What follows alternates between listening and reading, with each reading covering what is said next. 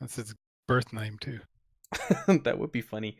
All right, welcome. We are live for another week of Zweihander. We just wrapped up Night of Blood last week, and we're going right into There's Something About Marie from the Main Gauche Early Access book. So, I'll get the players to Yeah, because oh crap. go ahead and do a recap of what took place last week. We left off on a cliffhanger of sorts. We Your left. friendly neighborhood dunderhead can do it if you guys. Sure, yeah. You guys woke up the next morning after the events that you're going to recount for us to 7 wardens with arquebuses trained at all of you. So go ahead Yes. and jump in and go solo or do a collaborative approach, whatever you want to do for the recap. I'll start us, guys, if that works for you. I bet. So we showed up riding through the rain, trying to find a place out here, and I gotta say, orcs everywhere. I don't know who's supposed to be killing these things, but my God, they're doing a bad job. There's orcs littering this place. We've been doing, I guess it's your guys' job for the last 24 hours out here, and I gotta say, I'm exhausted. Uh, we came into through the rain to the middle of this little fort and had to come over the wall to get access to it, and the whole bloody building was full of orcs. It took us some time to figure out what they were doing and who was what, but we ended up having to kill them all, kill a demon. Things went they were a mess. And then we wake up and you guys are training guns on us. What the hell? Why aren't you guys taking care of all of it?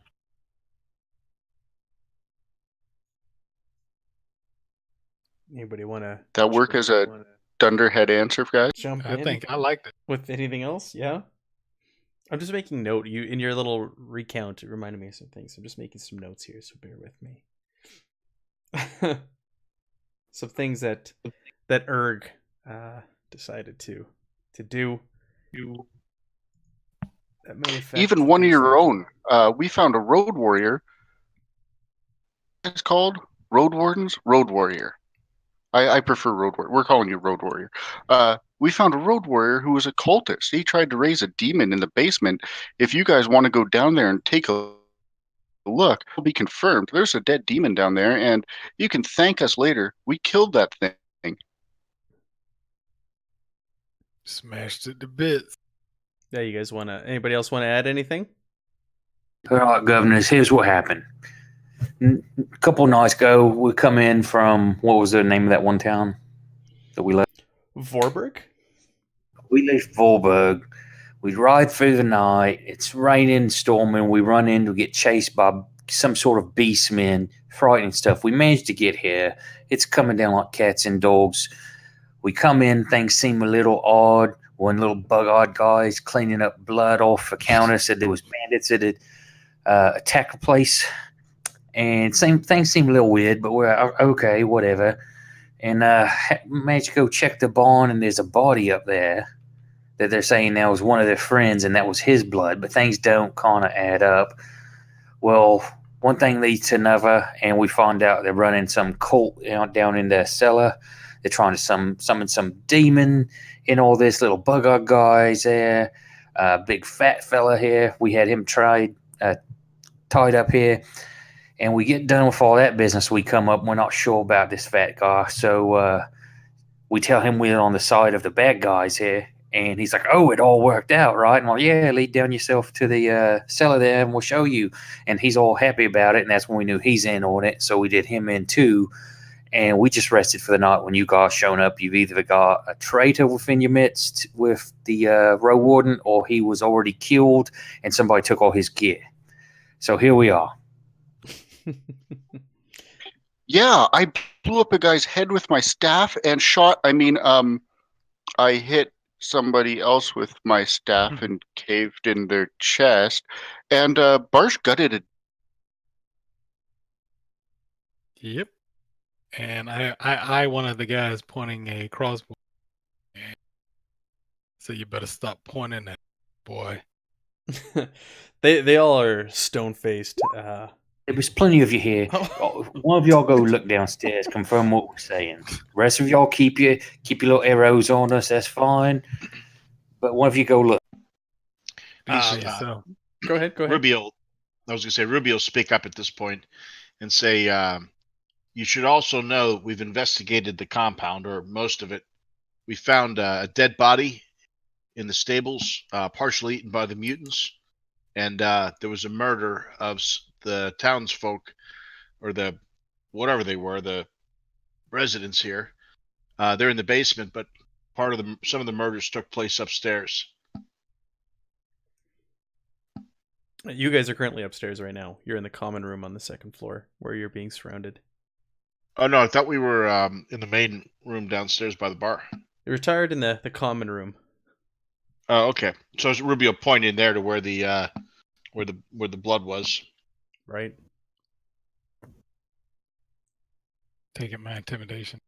Yeah, And I she'll- saw your and she- intimidation.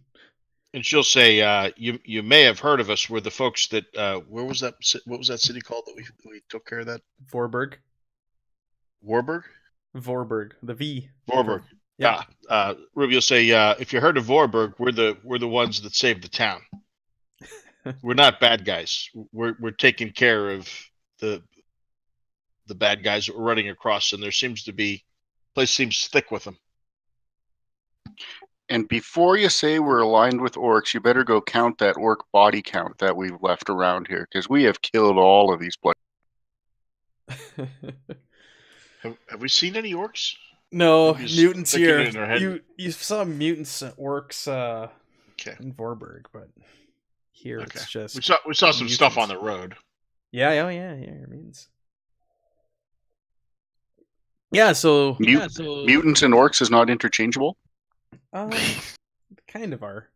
Orcs is orcs. Oh, they are? Well, yeah, orcs. There are. Well, I don't know about in Zweihander. In Warhammer, there are separate. The orcs are a race. Yeah, they're racing this as well. In the last adventure, they were called both, the way it was written, and I think it was to Really? somewhat like misdirect the players. So they were referred to in the quest as mutants and as orcs. Interesting.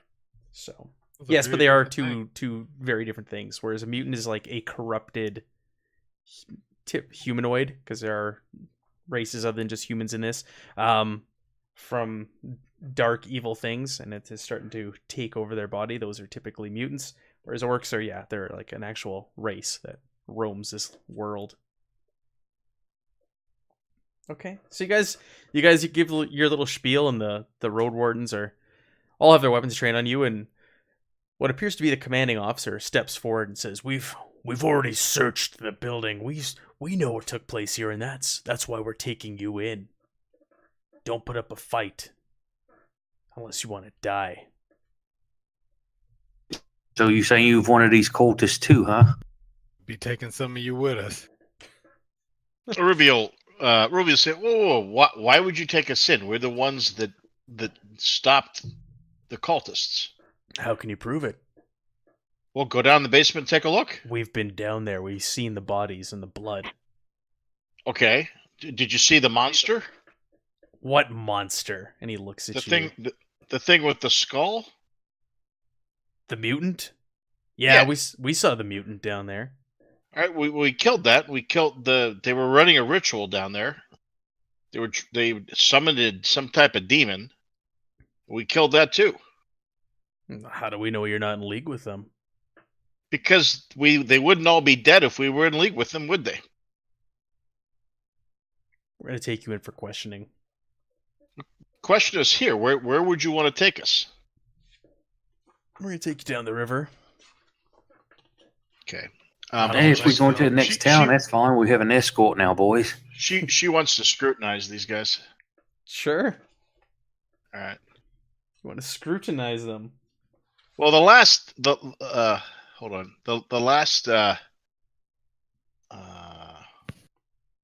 road warden we came across wasn't exactly on the up and up. No, he Yep. wasn't. Yeah, so this will be a routine scrutinize. All right. You guys should be giving us a medal and half of your pay for doing your job here. One of them steps closer to you with his arquebus trained on you. Give me one raisin, ogre. Give me one raisin. How close are they? And the commanding officer. Oh my, I want to. Shoos him back. How close are they? They're like within feet of you guys. You guys are lying there. Tactically, they're in a shitty spot then, aren't they? Yeah. They're well armed, though. Well, they're well armed, but their weapons aren't drawn, and they're holding crossbows? No, Yeah. arquebus. Oh, what's that? Firearms. They have firearms trained on you. Oh, Got splatter guns trained on us. Yeah. Not good. If we survive that first volley, they do not. agreed. Well, all I right. don't think we won't mess with these boys. Let me just take a look at. Let me see what Ruby thinks of these guys. Old scrutinizing Ruby. Hang on, make sure I'm set right here. Difficulty 0. Submit. Yeah, as far as you can tell, these are wardens. They Anybody else scrutinizing them? I can scrutinize them. I just picked up scrutinize. Oh, Okay. nice. I had to. The only thing I have left now is folklore, I think. No, I took one more. Okay, Yeah, just- Barsh. Yeah, you look these guys over. These guys, where the last gentleman kind of carried himself a little off, and he was very boastful. Same with you, Bill. These guys seem to be the real deal. They look road wearied. They have the look of a lawman in their eyes, like they've seen things. They're hardened, battle hardened. They seem to be putting up a good act if they're faking it. Okay. Guys, if you want us to come with you easily, I got a request. What is that? I would like you to bring the head of that demon we killed with us so What? we can show everybody exactly what we. What demon are you talking about? We've searched this whole building. There is no demon here. Why do you think we're questioning you? Well, no. Ruby will say no. The demon dissipated once we killed it. He's referring to the mutant down there, the one with the skull. That's not a normal mutant. That mutant is tainted by some type of corruption beyond what normal mutants have. He was the one involved in the cult. We agree. It is something terrible and evil. We've burned its body, but there is no demon down there. Wait. So you burned the evidence? Sounds like it. All right. Now Ruby is going to look suspicious. Excellent police work, chaps. Why don't you burn all the innocents while you... She's going to look at you. No and say, mutant is innocent, he says to you. You want us to go to the next town? Who are we talking to there? We're gonna take you to our precinct, and you're gonna be put in a jail cell, and we're going to question you, and we're gonna investigate this further. Whoa, guys. Crappy food in jail cell. Why don't we go to an inn and we'll acquiesce all your... What? Hey, Matt, we're upstairs here. Yeah. What time of day is it? It's early morning. Is it still storming outside? Yes, very heavily. So it's what do we have for light source in here? Just the sun, the But there's dreary gray sky that's shining through the window. We have some lanterns going then or something or what? Sure, I would say you had a lantern at night. Well, I'm just trying to think. Like if Ruby kicked out over the lantern and knocked the lights out, would things get dark for a minute? No. Do you? There's enough. No, there's more than enough light. Do you guys want to try and convince them of your story? Would you like to do that? Do a group test? I'm shared okay with test? escorting us to the next town and us pleading our case. No, that's not what's going to happen. Once we lose our weapons and they lock us up, then I think it's pretty much over. What do you want us to roll to try and convince? Yeah. I think Ruby will try. I don't be charming. If that's okay. You want to use charm? Yeah. How do we improve our? Can we work together on this, or how does that work? Yeah, they add an extra tens die. Was how it was. We did it when it was a assisted roll. Hold on, let me just see. I know you guys have been leveling up, so you who's have got to a good have, charm? Yeah, you have to have another rank. You have to have a rank in the skill being tested. Never mind, Ruby, you're good. You lend an assist die to the player who makes a test. They may use the result on the assist die instead of their own tens die for a better outcome. However, critical failures are prioritized even more. You can't swap that one out. So she rolled a 10. Can she, or 6? Would a D10 help her? No. Okay, you so rolled really good. Okay, all right, that's fine then. So what's your story? She's gonna look at them, and she'll be sweet, and she'll stand up and kind of draw herself up to the gun of the leader, and say, "Look, I know the easiest thing to do is just assume that everybody's bad when you walk in. We really are the heroes that saved the hell was that place called again? Vorburg. We saved Vorbrick. You must have heard about it." She'll point to the giant half ogre and say, "There can't be that many of these guys walking around in a party. I know that it's us. Would it make sense that we save that town and then we show up here and cause mischief? We stumbled onto a cult, and we tried to save everybody that was here. It was too late. All we could do was put down the bad guys. Please, just try and apply. Look at the facts, and let your heart tell you what you think is going on here. I know you'll come to the right decision." Okay, you see the commanding officer start to shake his head, and he's taking in the words as you say them, and especially after you point out, like, hey, like, there's an ogre here, and you're a halfling, so you've got an ogre, halfling, and a dwarf, along with a very rotund human. So you guys are very distinct in appearance. So after you point that out, and you play up your escapades at Vorburg, because word has traveled of what you've done there. You see a look on his face. He lets down his guard, and he tells his other men, he's stand down. Fine. Yeah. You fit the bill for the heroes of Vorburg. And from the stories, I don't see you being cultists and demon summoners, he says, kind of like puzzled, looking at Erg. But listen, this place isn't safe. This place is evil. We found some sort of shrine down there.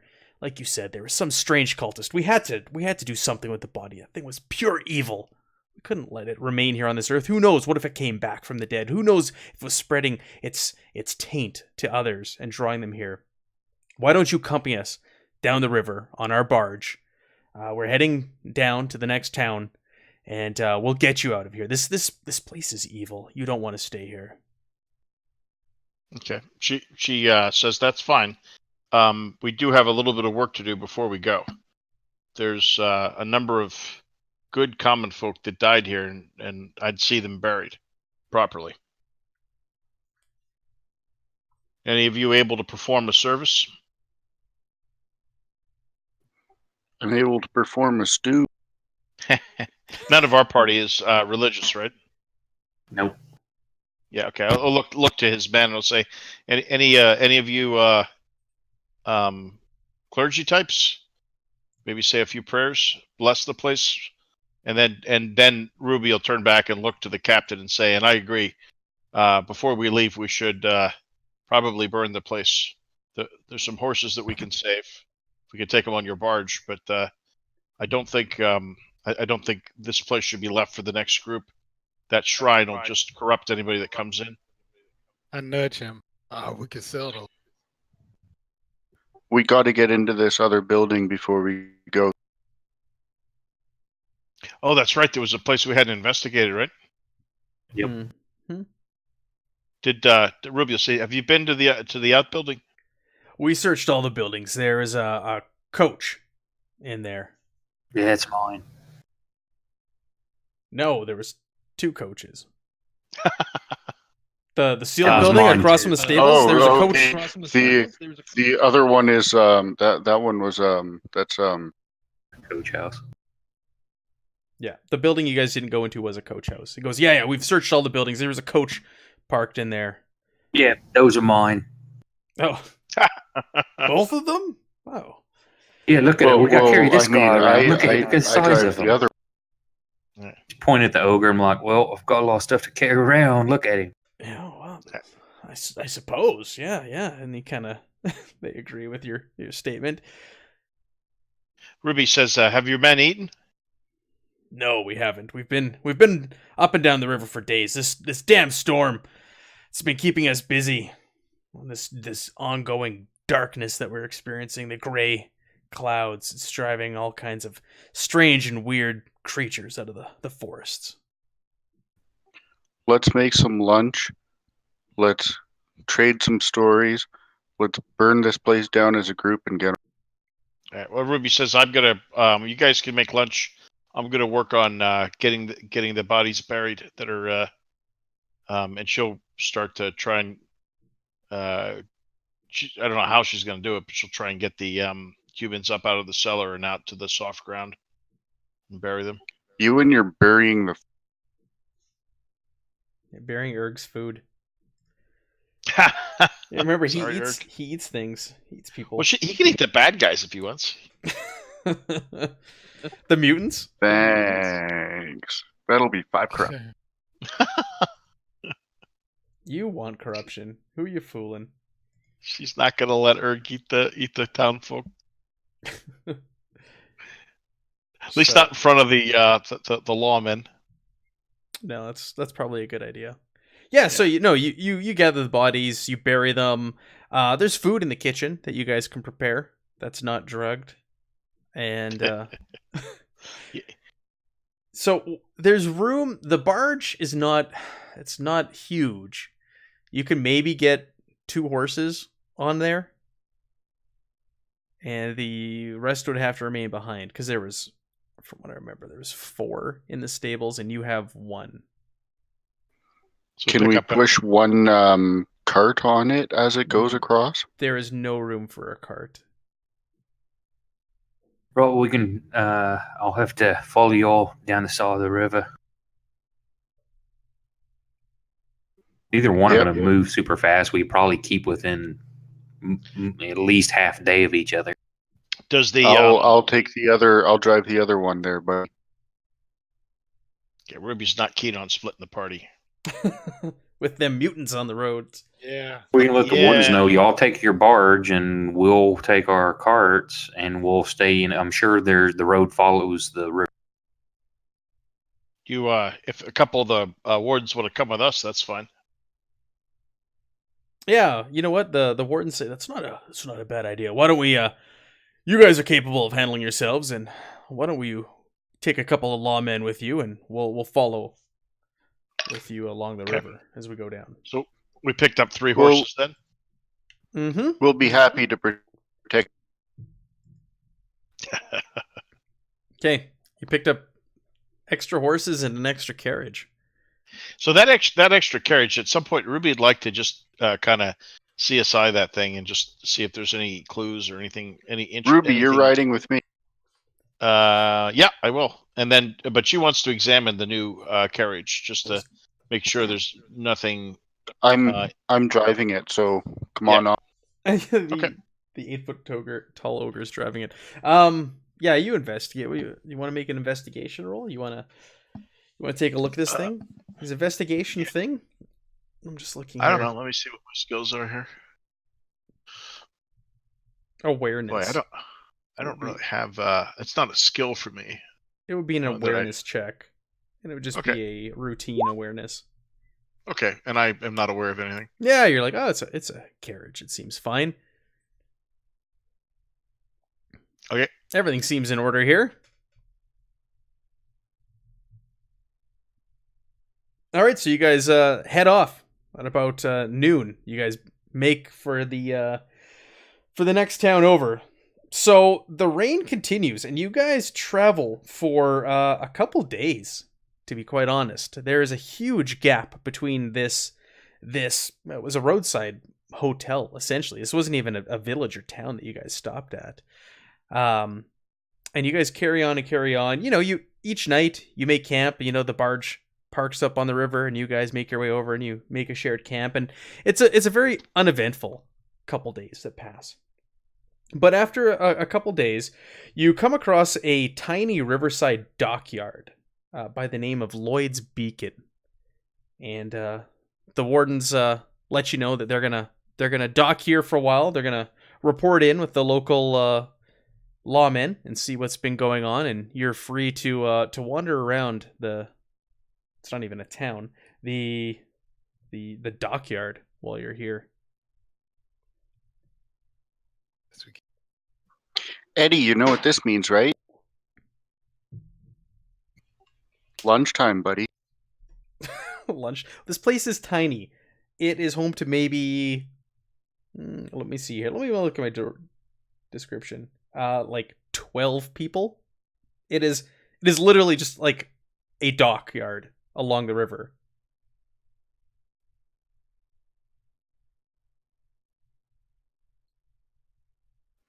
I'm assuming that means no bar there, Matt. No bar. There are a couple of other barges that are parked in the docks. There's like goods stacked up, like barrels and crates stacked up nearby. There's horses and carriages that are there offloading their goods to be packed on barges. But there's really no like establishments per se here. Looks like we're sleeping in our newly acquired caravan. What size is this coach that we got from the other one? Is it much bigger than the one I've got? Yeah, it is. Yeah, So it's an upgrade. It is a big upgrade for you.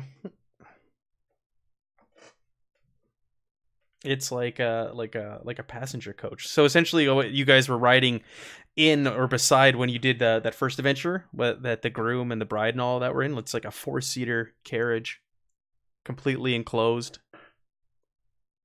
like a stagecoach kind of thing. Nice, but like medieval style. I don't know what it's called. I can look at the items list afterwards for it. But those things are damn expensive, and you guys have one. I mean, our next upgrade is a tank, right? Ship. Yeah, a tank. That's what we. So you guys just kind of like wandering around, checking things out, while you wait for the wardens to just kind of check in with the local lawmen to see word of anything. Or what would you want to do here? Your little layover in Lloyd's Beacon. and not much to do.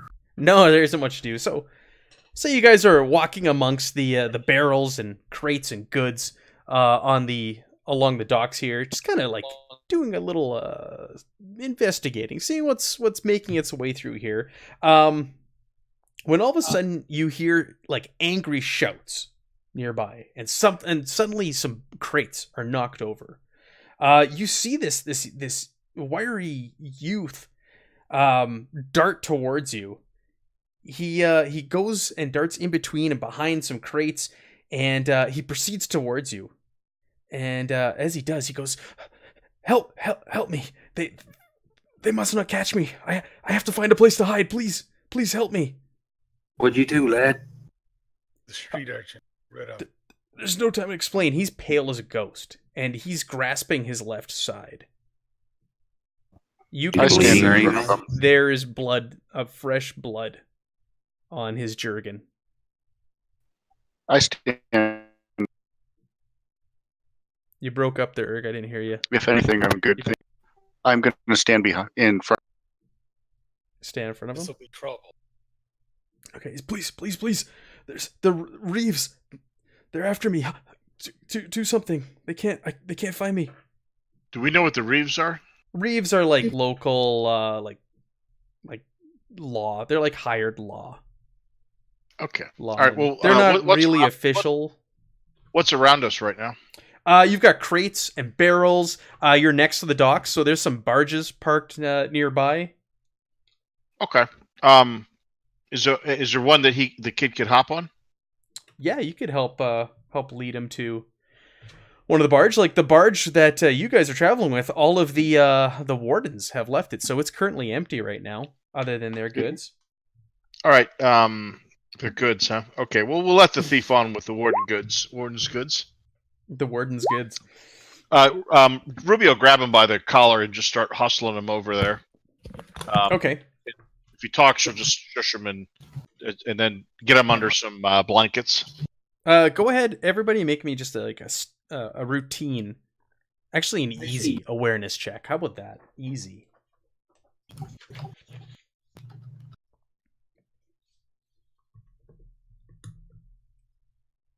As you're leading him over there, he's also, I'll fill you in once they're gone.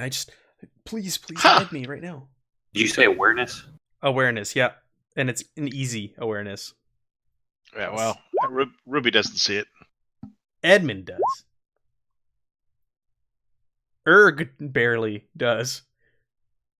Oh, Erg, you didn't give yourself the right bonus. You guys notice he's trailing blood, so you're leading him towards the barge, and he's leaving a trail of blood behind him. All right, that's not going to work then, because they'll be following the blood trail. If someone points that out to Ruby, she'll come to that conclusion. What got you there, lad? But please, I'll explain later. They're on their way here, and he points, and you see this group of Reeves walking amongst people. Barsh, cut my hand. Going through the crowd. They're like roughing people up as they're going by. You can see them pointing and kind of shouting, and they're definitely looking for this guy. So Ruby's gonna just take him into the water.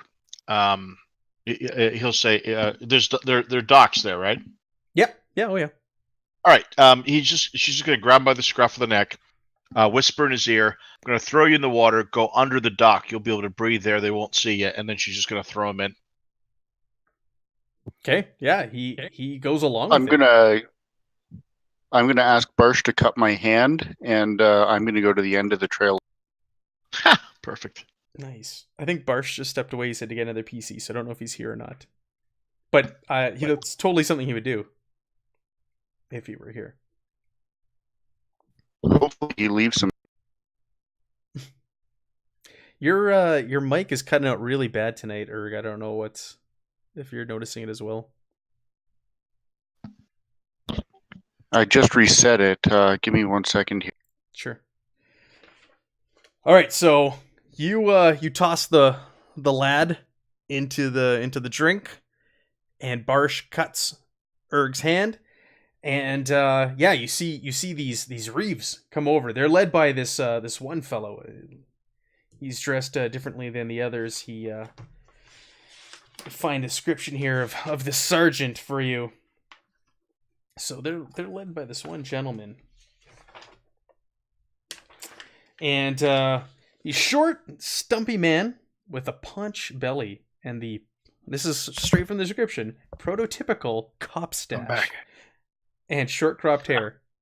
He wears a set of copper-trimmed scale mail and carries a swagger stick he holds bent between two chubby hands. So he's leading the pack. There's 4 Reeves behind him, so there's 5 in total. And they come on over. Welcome back, Barsh.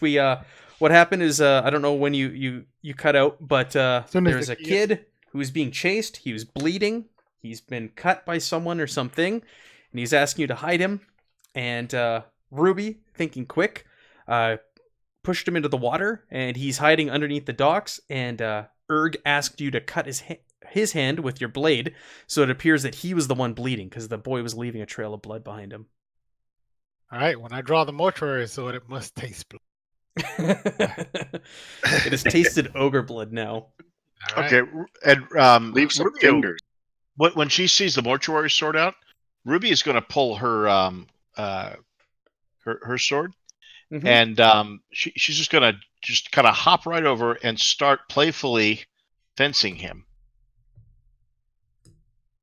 Okay. Marsh just stands there because he doesn't know how to play.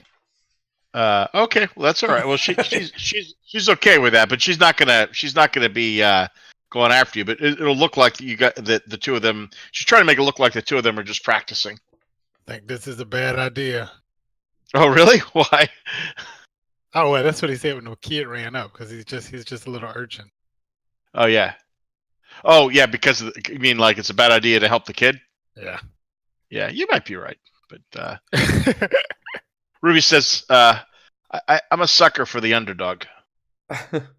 So Like as he strolls up, he looks very very upset. He's quite agitated, and he's ordering his men. Oh, go over here. Hey, if we ask these ones here, get over here. Let's ask those four over there.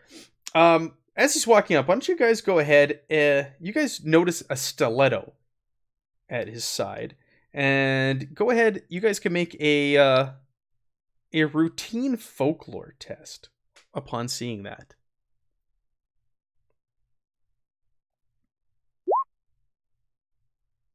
Nope.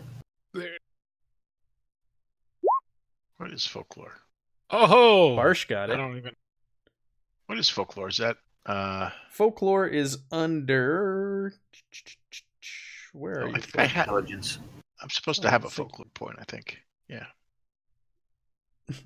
Well, Barsh, I needed a 65 and I failed bad. you know from your days in the pits that there's a certain type of person that carries a stiletto. It's not an honorable weapon by any means. Stilettos are usually carried by underhanded or dastardly sort of folks. Oh, That So offends these me. men, you know, they're putting on, like I said, they're reeves. So these aren't official lawmen, but something is definitely off about these fellows, especially the lead one there brandishing a stiletto in the open. So he barges on over. He goes, Where is he? Where's the boy? You've seen him. Are you hiding him? He's just, his men What you kinda on about group there, around you. Goodman? Ruby will just pause, in mid fencing, just kind of turn and say,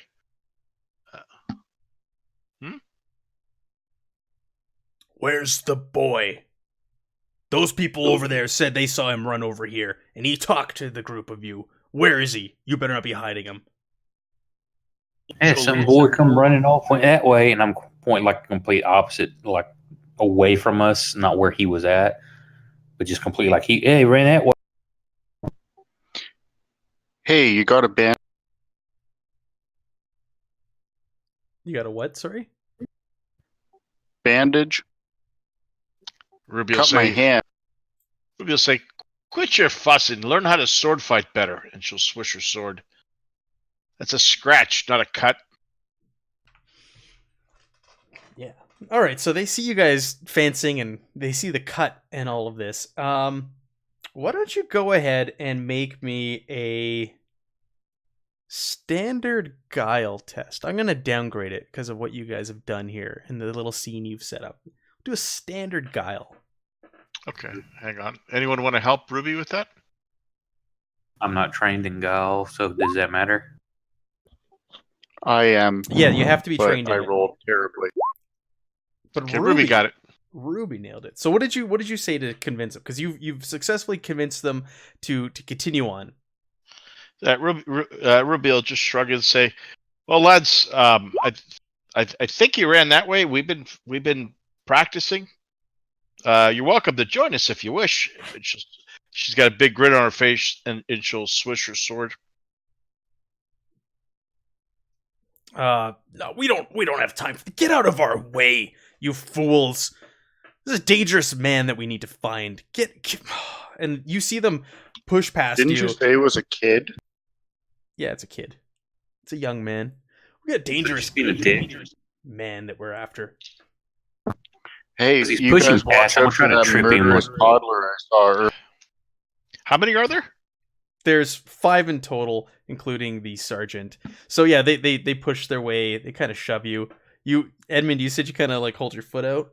As they... Yeah, on that, it just sounded like I'm trying to get out of his way, being the bumbling fat dude. Want to play that up? But I'm trying to trip. Try and trip. What would that be?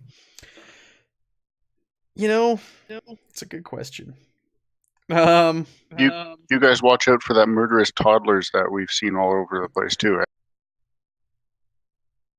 why don't you go ahead and make that just a standard coordination? Stealth or what? Coordination.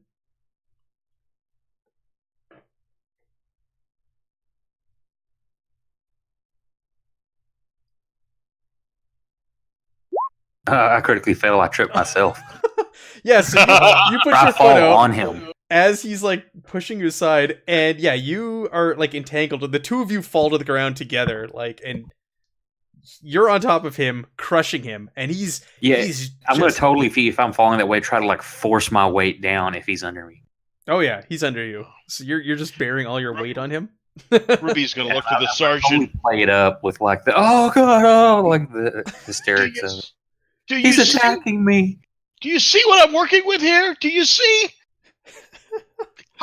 How are you guys ever going to learn to fight if you She'll be exasperated. Yeah.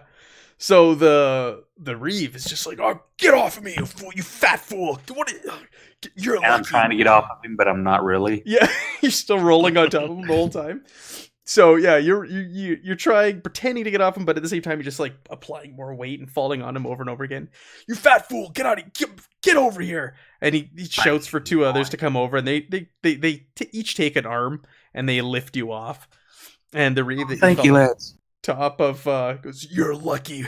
We're looking for a dangerous future right now. Otherwise, I'd run you through, fat fool. Sorry about that, Governor. Barsh just shakes his head at the whole thing. When he at all walks the off, big I just kind of talk. turn and look at everybody and just kind of grin. Yeah, you do like a little Mentos thing. Yeah, The fresh thumbs makeup. up. Edmund, how freaking hard would he have to stab you to run you through with a stiletto? Well, he can stab me pretty easy. He just can't get to the vitals. They're carrying more than stilettos, but you did note that is the one distinguishing thing that stood out about these guys. They're carrying cudgels. So What's pickpocketing stuff? Is that skullduggery?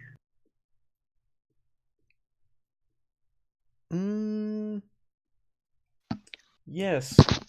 Yeah. You want to try and pick? I don't have. It's got to be trained to use it all, and I'm not trained. I just want to look where I can start moving towards. Okay. So they push their way past, and they head to the next closest barge. And the owner of the barge is standing there, and he's like, you can see his hands up, and you can hear them shouting at him. And eventually they shove him out of the way, and they make their way into the barge, and they start like ransacking and opening crates and barrels and knocking things over, and they're making the rounds. So you successfully got them off of the trail of this young man that you had hide underneath the docks. Okay, hey, were the kids hiding? How far away is the warden's barge? The warden's barge is it's like 2 docks over, we'll say. So it's not close to the boy? No, it's not close to the boy.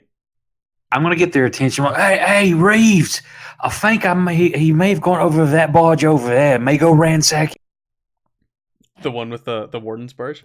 Yeah, and then if I see him heading that way, I'm going to go try to find the wardens real quick and say, hey, some guys are jacking with your barge. Yes. Yeah. So they go off that direction. And yeah, you gather the wardens. You find the commanding officer. Is what's going on? What? Yeah, I think there's some local Reeves that aren't quite up to their jurisdiction, are doing quite fair work, and they're over there ransacking your bar.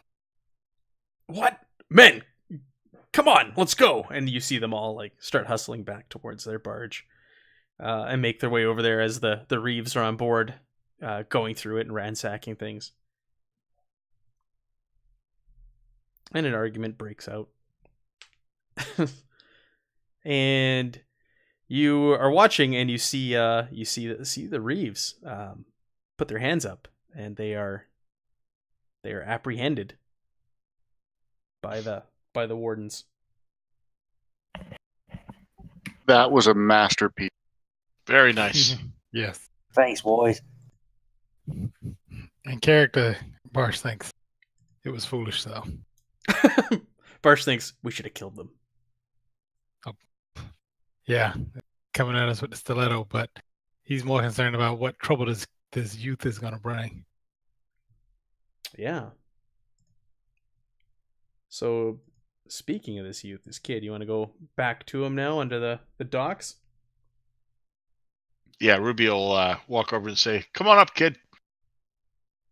Yeah. So you call out to him, and he doesn't appear from under the docks.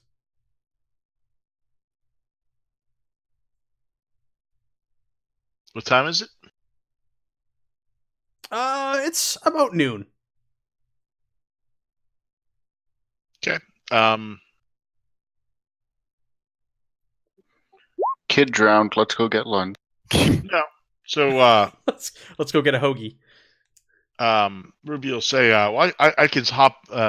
Do we need swimming skills or anything to get in the water? This is shallow. Like you're coming right off the shore. Like the dock, it's not gonna be too deep down there. It's shallow, so only like chin height on you. Oh yeah, you're a halfling. Yeah. Well, that's okay. She can get it down there, move around more easily. But is there a lot of land that he could have come back up on?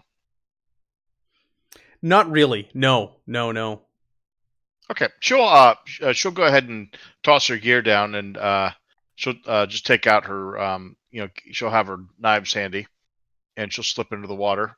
Take a look around. Mhm. She'll actually walk down to the edge of the dock at the very end. Okay. And she'll just hop straight in the water, like tuck her arms across her chest, just drop, step off the dock backward, drop straight down, and Sure. and come up quickly to see if she can catch him. Yeah. So you go ahead and you do that, and you see a figure bobbing in the water where you guys put him down there. Okay. She'll call to him and say, "We got the lawmen to take your Reeves into custody. They probably won't be there long. If we're going to get you to safety, we're going to need to do it now. You don't want to stay in the water with that cut. You're going to get infected." Yeah, he doesn't seem to react. Actually, it looks like he's it's his back up in the air. And He's kinda bled floating out. there. Okay. She'll go and recover him and pull him up onto the dock. Fish him out. Yeah. Yep. With the help of your companions, you're able to reach down and grab him, and he's bleeding out. He's barely alive at this point, and there's blood foaming from his mouth, and he lets out a last breath, and he just says, "Mother," and he seems to pass. If you want, you can make me an easy heal test. Who's got healed? I'll use one of my bandages as well. You have bandages? Wait a minute, you have bandages? Two of them. Bandages? We don't need no stinking bandages. I think I got injured, right? Yeah, I think you did at one point. He didn't even offer to help you. I don't have heal though, so like all I can really do is stem bleeding. Does anybody have a heal? Oh, healing is a trained one. Yeah. Trained. Nobody has it. That's tough. Okay. Yeah. So this boy bleeds out from his wound, and Well, hold on. I mean, there's no downside to trying. Ruby will try an untrained heal. oh yeah, you can try it. You just have to flip the result to a fail if that's the option. You can all attempt it. Yeah, so we'll all attempt it and see. I mean, brute force it, right? It's an easy one. It's a plus 20. Yeah. Okay. Forcing a heal. All right. Here we go. Oh. I saved his life just barely. Oh, you did. Yeah, because Oh, if you flip it, it's still a success. Oh yeah. So Eric, you lean down to your bandages and you go to dress his wound, and you're not like trained in dressing wounds, and and the such. But you can tell that there is no hope for this poor lad. That wound is poisoned. When you look at it, it's like frothing, and there's just like this weird green pussy ooze leaking out of it. And Suck the poison no amount out. of bandages is going to help this poor boy. Quick, lad, what were you stabbed with? He's no longer breathing after he let out the word mother. Yeah, I was gonna say I've got anti-venom. I don't know if that would help. Yeah, suck it out of the wound. Yeah, suck it out of the wound. You said Thank you old eat Pass. anything. No, this with Erg's test, he's like this kid's dead. Your anti-venom's not going to help.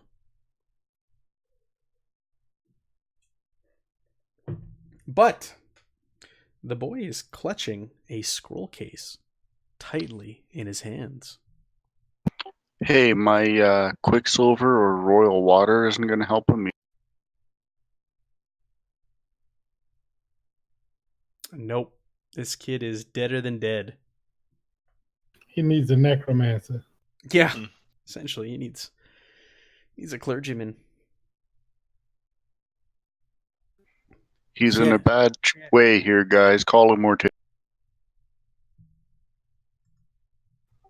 I'd say let's eat him, but that wound looks like it was.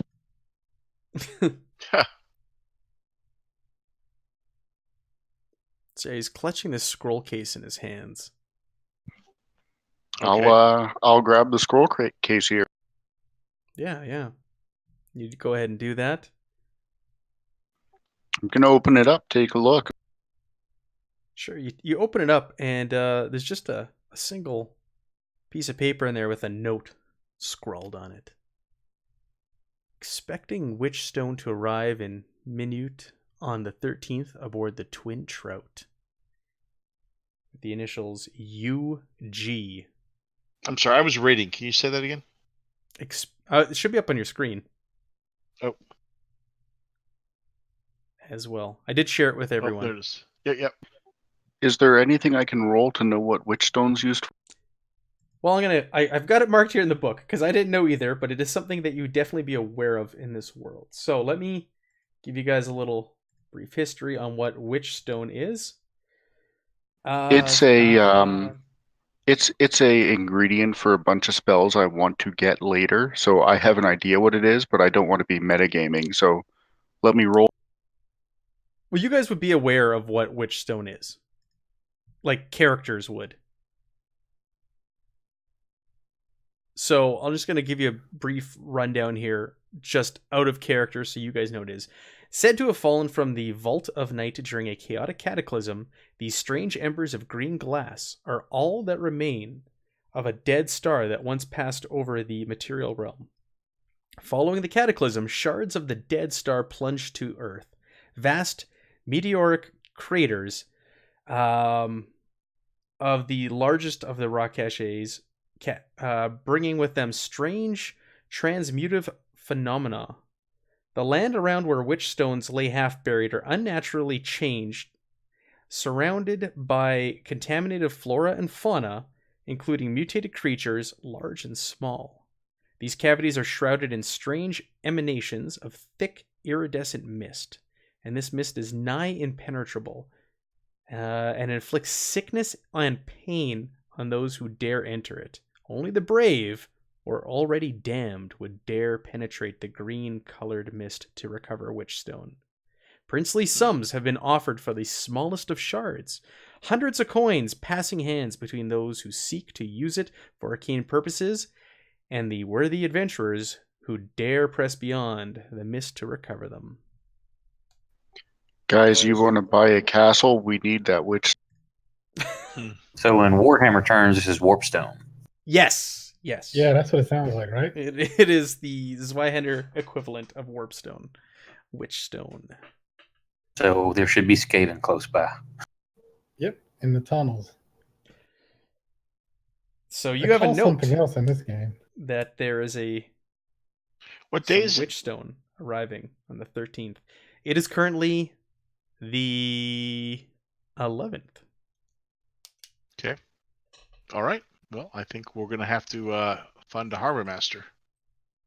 So Ruby will go ahead and push the kid's body back in the water.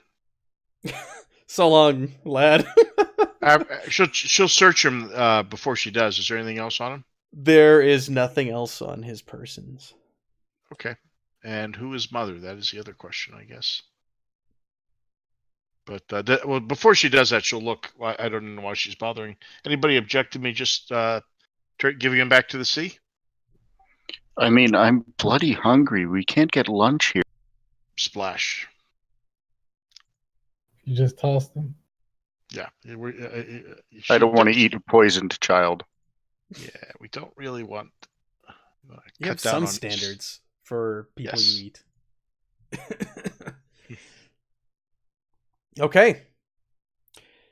So you ask around. You ask your warden friends where Minute is, and it is the nearest town. It is about a day's travel from what they tell you, and they say it's best to travel there via the river, as the roads will take 2 to 3 days travel, whereas if you take the river, it's the most direct and you can get there within a day. And with it being the 11th, and this Witchstone arriving on the 13th, you guys decide we need to either hire a barge or ask our friends maybe if we can continue on with them. They got room for 2 carts on there. Yeah, we need to find a barge where we put carts on. Yeah, that's the problem. And we got how many horses are pulling the cart again? 1, 2. Mine had 1, and then there were another 4 or 6. 4. You guys have 5 horses and 2 carts. One of the carts is really big. We either need to find a place here to stash them for a few days and come back and get them, or find a barge that's large enough to put everything. Ed, let's sell your cart and one of the horses and get the other 4 on the horses on the barge. Why and would we get want this to sell carts? I'm That's just just hard to thinking for come by. space. I'd rather just Fair stash it enough. here for a couple of days and then come back and get it.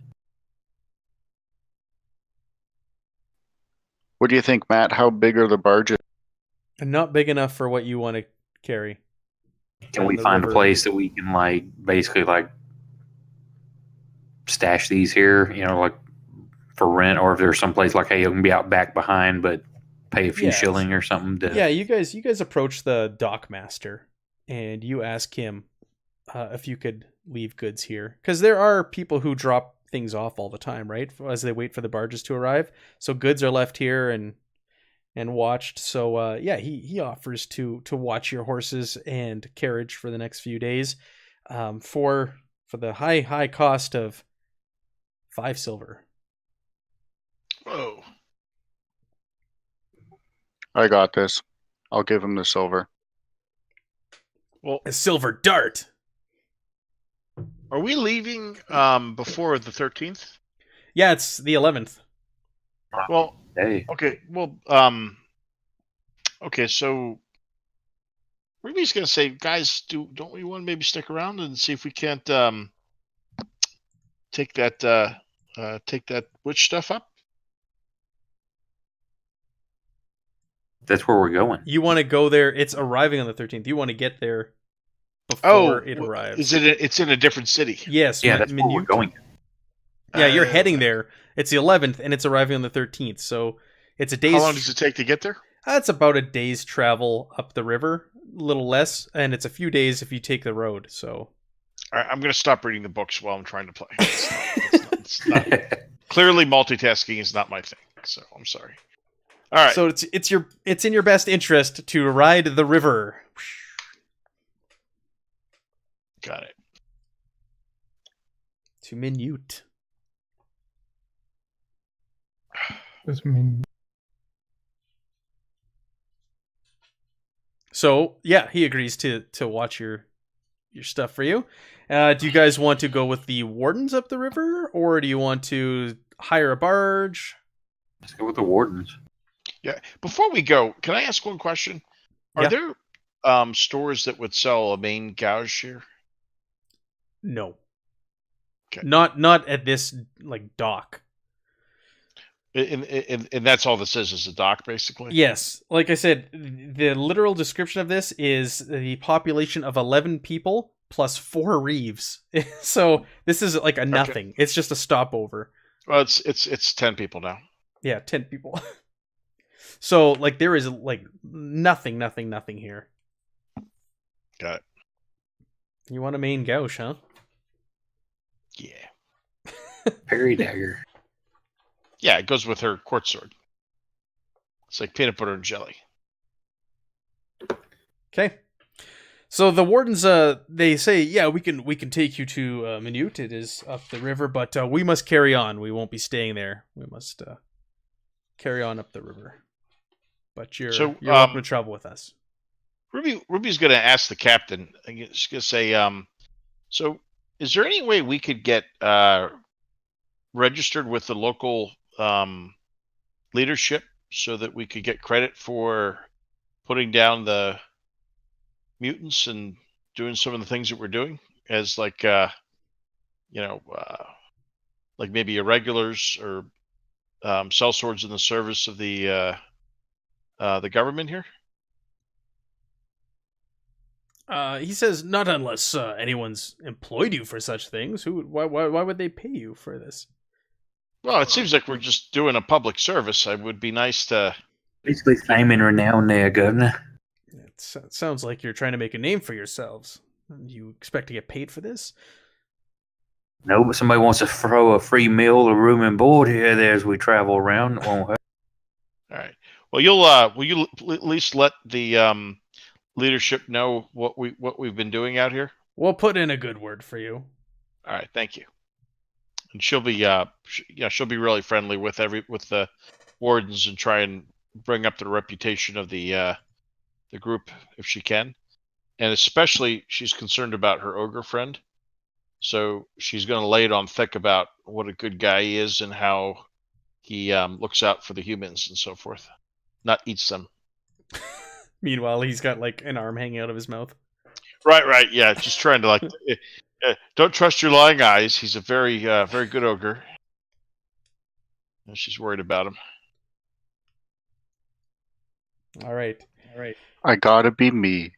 It's gotta be me. So you guys get on the warden's barge and you continue on up the river. It's the same trend with the weather. The dark clouds roll in again, once again, and a heavy rain drops down on you as you make your way up the river. It's a pretty uneventful adventure, I guess. Venture, whatever you will, up the river.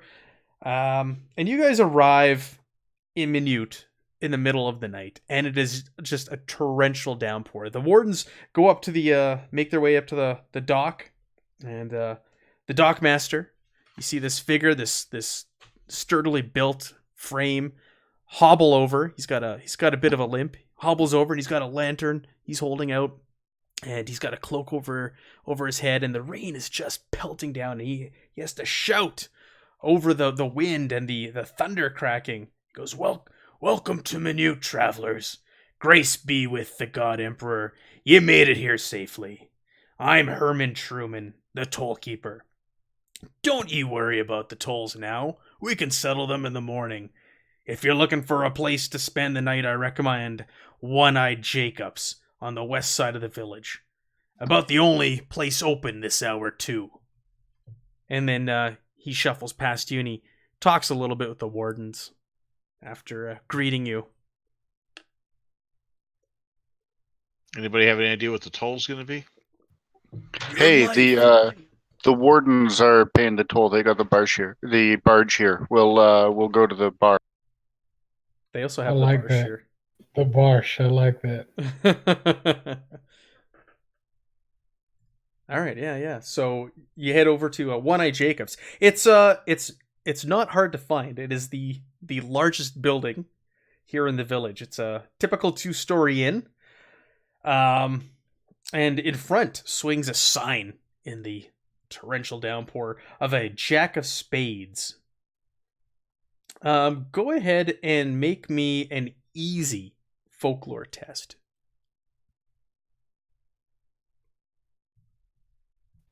Standard. Easy. Even better than standard. Everyone? Everyone.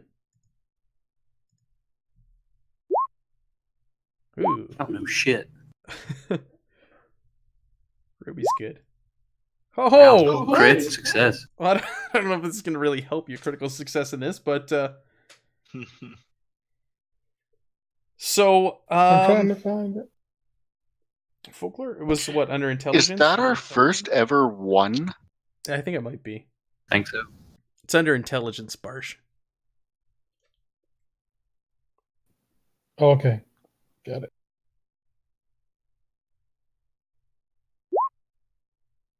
All right, so everybody who passed, you guys remember hearing stories of One-Eye Jacobs. It's a very well-known amongst travelers of the region, this inn. It's very famous, it's spoken about, and it's also doubles as a brothel. So you Erg and Ruby recall this information. You're like, oh, I've heard of this place. Kind of notorious. Uh-huh.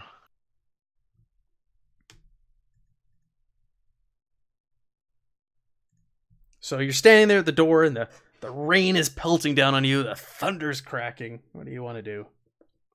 Go in. Yeah, you go to try the door, and it's locked. It's kind of like last time. Okay. Is somebody's there a cleaning up 12-foot blood, wall we to go jump in. over? No, there's no wall. Can't What was really- that, Edmund? If somebody's cleaning up blood on the counter when we go in, we're just going to attack right out. Yeah, right. No. So you guys bang on the door, and it opens up, and there's just this big, ugly bouncer staring at you, and he eyes you up and down, and doesn't say a thing. Big human or big? Big human, and he is big for a human. He's like upper 6 feet. He's and like wide, but he's just like a mean, ugly mother staring at you.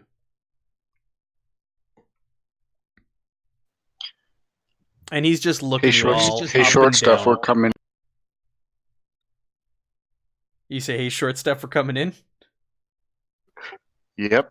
He lets out a grunt, and he eventually steps aside for you.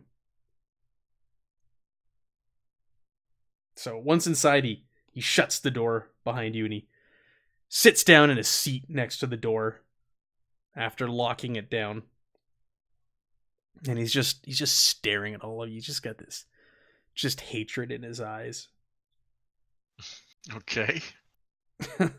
Don't work on me. What's that? It won't work on me. No, it won't, Barsh. You'll go toe to toe with this I'm guy. uglier. He's uglier. Barsh is ugly. Hey, Ruby, how much do you think it is for a night with Cutie over there? Ruby will look and say, "Why don't you ask her?" Ask her. I start laughing obnoxiously. So you guys are kind of talking amongst yourselves, and then two brightly painted ladies of the night make their way over to you. Like, oh, hello, I'm Julian, and this is my friend Vivian.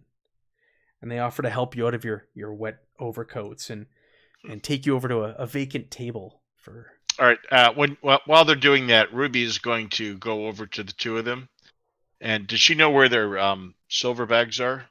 That they've just been filled. Their silver bags? Yeah, they're coin pouches. Why do you think they've just been filled?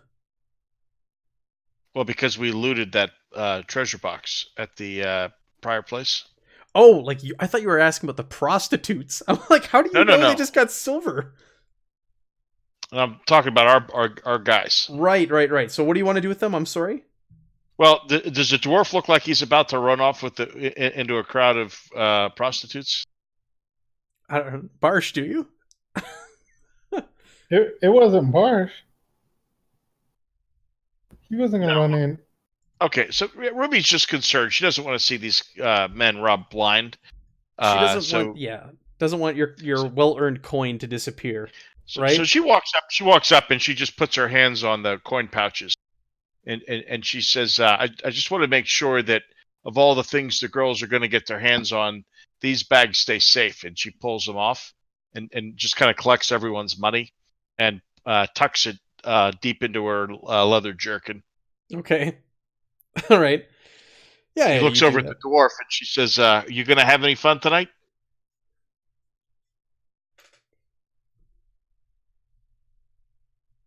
Barsh? Yep, I'm here. You gonna have any fun tonight? Ruby looks to you and says, I got pushed to talk on. Oh, Ruby looks over at you and says, "You gonna have fun tonight too?" No. Okay, you can Did keep you see your any dwarven women? you could keep your sack of coin then. And she winks. She says, "You can keep your sack then," and she winks and kind of heads over to the bar and gets herself a drink. Yeah. So the ladies of the night are showing you to a table, and Ruby kind of breaks off. So it's a very busy place right now. There's tables of what appear to be merchants drowning their sorrows in ale and enjoying the company of young ladies who are sitting there next to them or on their laps, laughing away and stroking their egos. There's also you notice over by the fire, there's a pale young man with perfectly coiffed hair sitting there writing in a large leather-bound book. But, so you're shown to a table, the group of you, and Julian and Vivian offer to get you drinks and food, and Ruby, you make your way over to the bar, and there's a bartender there behind the bar, and he goes, "What'll it be, little lady?" She'll take a wine or something. Yeah. Give me a wine. Yeah, they definitely have wine. He rattles off types of wine, and they actually have some very high quality wine that you've not had while you've been on the road for the last little while. But you're also going to pay for it here because One Eye Jack's is so well known. The prices are a little steep as well here. She'll take something. She'll take some Mad Dog. Some Mad Dog? Is that a cheap wine? Yeah, some Thunderbird. Yeah, she'll just get the Thunderbird. Thunderbird. Yeah, what's the strongest thing they have? They do serve all kinds of drinks here. So Barsh, you're looking for like the harshest dwarven ale. And the bartender, the ladies, they smile because they're over at the table with you. And Vivian goes, "Oh, we've been saving some just for the occasion someone asks for it." And she goes, I'll be right back. And she makes her way over to the bar and she's talking to the bartender, and he lifts up this big old crate, big bottle of dwarven ale, and they dust it off, and she brings it back over to you with a giant mug.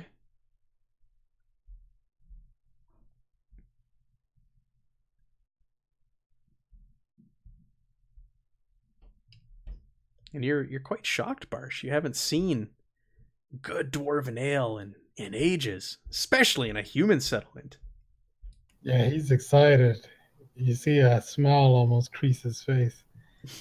How much for your strongest ale? And name it. Tell me what it is. So name it. Really ale. Thanks. It is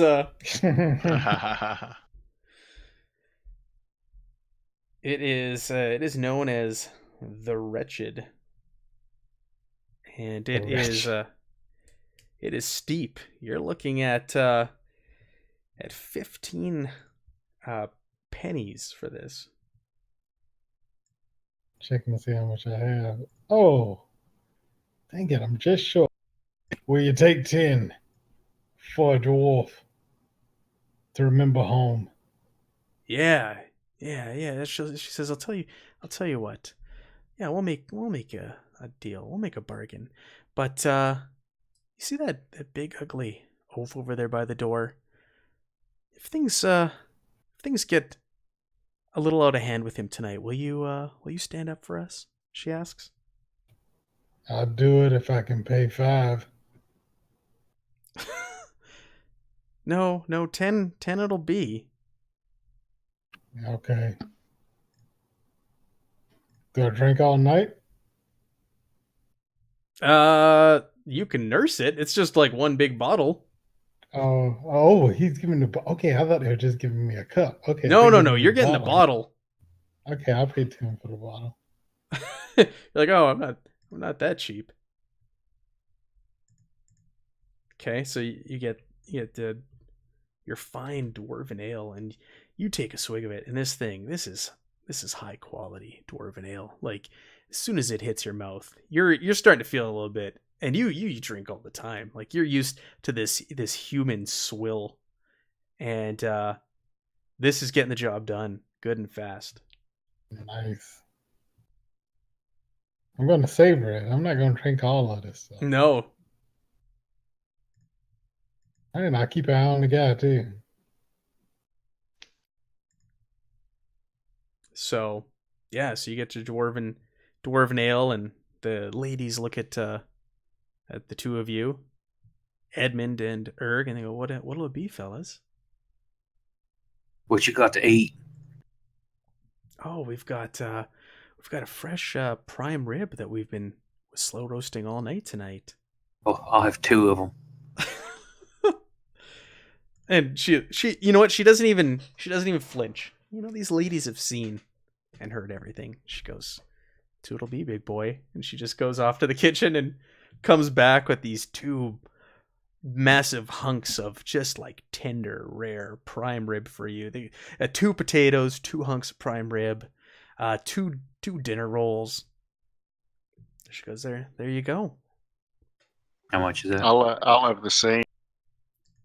Times 4, 2 each.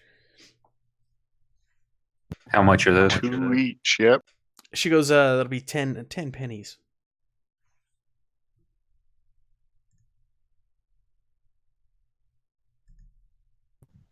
I toss her a silver and say, "Bring an extra potato." A silver? Wow. That's 12 pennies. I know.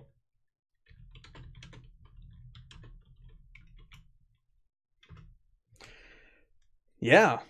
So she brings you an extra potato, and they sit there with the 2 of you, with the 3 of you, while you're drinking and eating, and they start asking like, "So, where you been? What brings you here? What such a late hour?" We're just traveling through. You haven't heard of the heroes of whatever the name of that town is? Vorberg. You ever heard of heroes of Voiburg? They look at each other and smile, and they go, "Oh, we have." Yeah, well, that's us. Just kind of smile real bit. Oh. So with that, they look at each other, and they look over to this woman standing near the back of the room, and she's a very, very well dressed woman. She's got striking features. She's in her late 40s, and they motion her over, and you guys, you know, you've been to these establishments before. You can tell this is the madam of the house. So they wave her over, and she comes on over, and they explain, we've got the heroes of Vorberg here, and the madam, she introduces herself as Dominika Nyhoff, sorry. Dominika Nyhoff. She goes, "Oh, the heroes of Vorberg in my establishment? Well, that's cause to celebrate. Well, boys, what brings you here?" Just getting in out of this weather. Rain. Ale.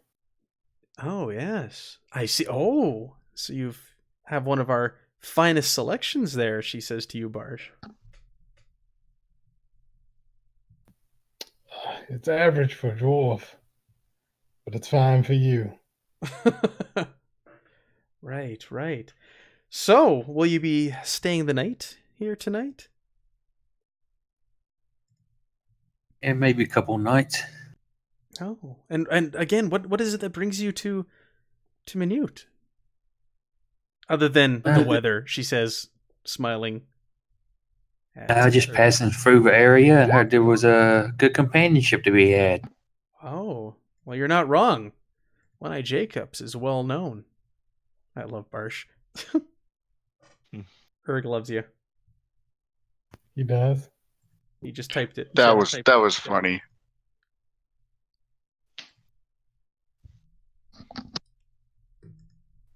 The booze comment was funny. Yeah, that's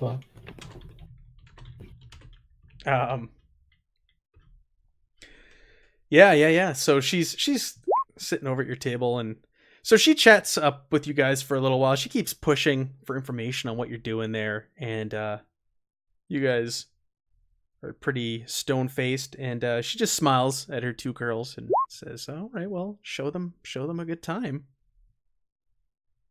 And she walks back to the back of the establishment. She's just kind of standing back, watching everything as the madam of the house, watching everyone. She's not just watching you. You watch her for a while. She's not just staring at your table. She's glancing around the room, and the girls come over and talk to her and will walk away and such. The guy's still he's acting correctly, right? Who's that? Sorry. The big oaf that I'm watching.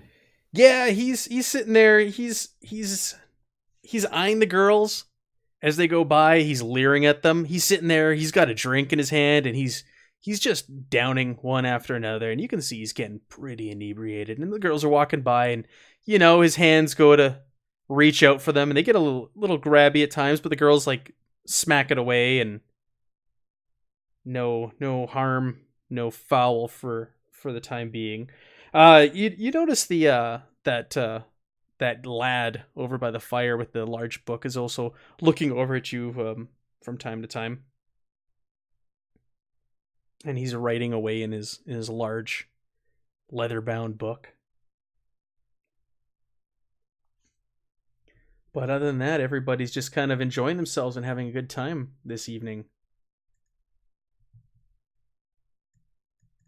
So you guys sit there and you eat your food, you have some drinks, you're in there for, I'd say, about an hour's time. Just kind of taking in being out of the cold, wet rain for once in the last few days.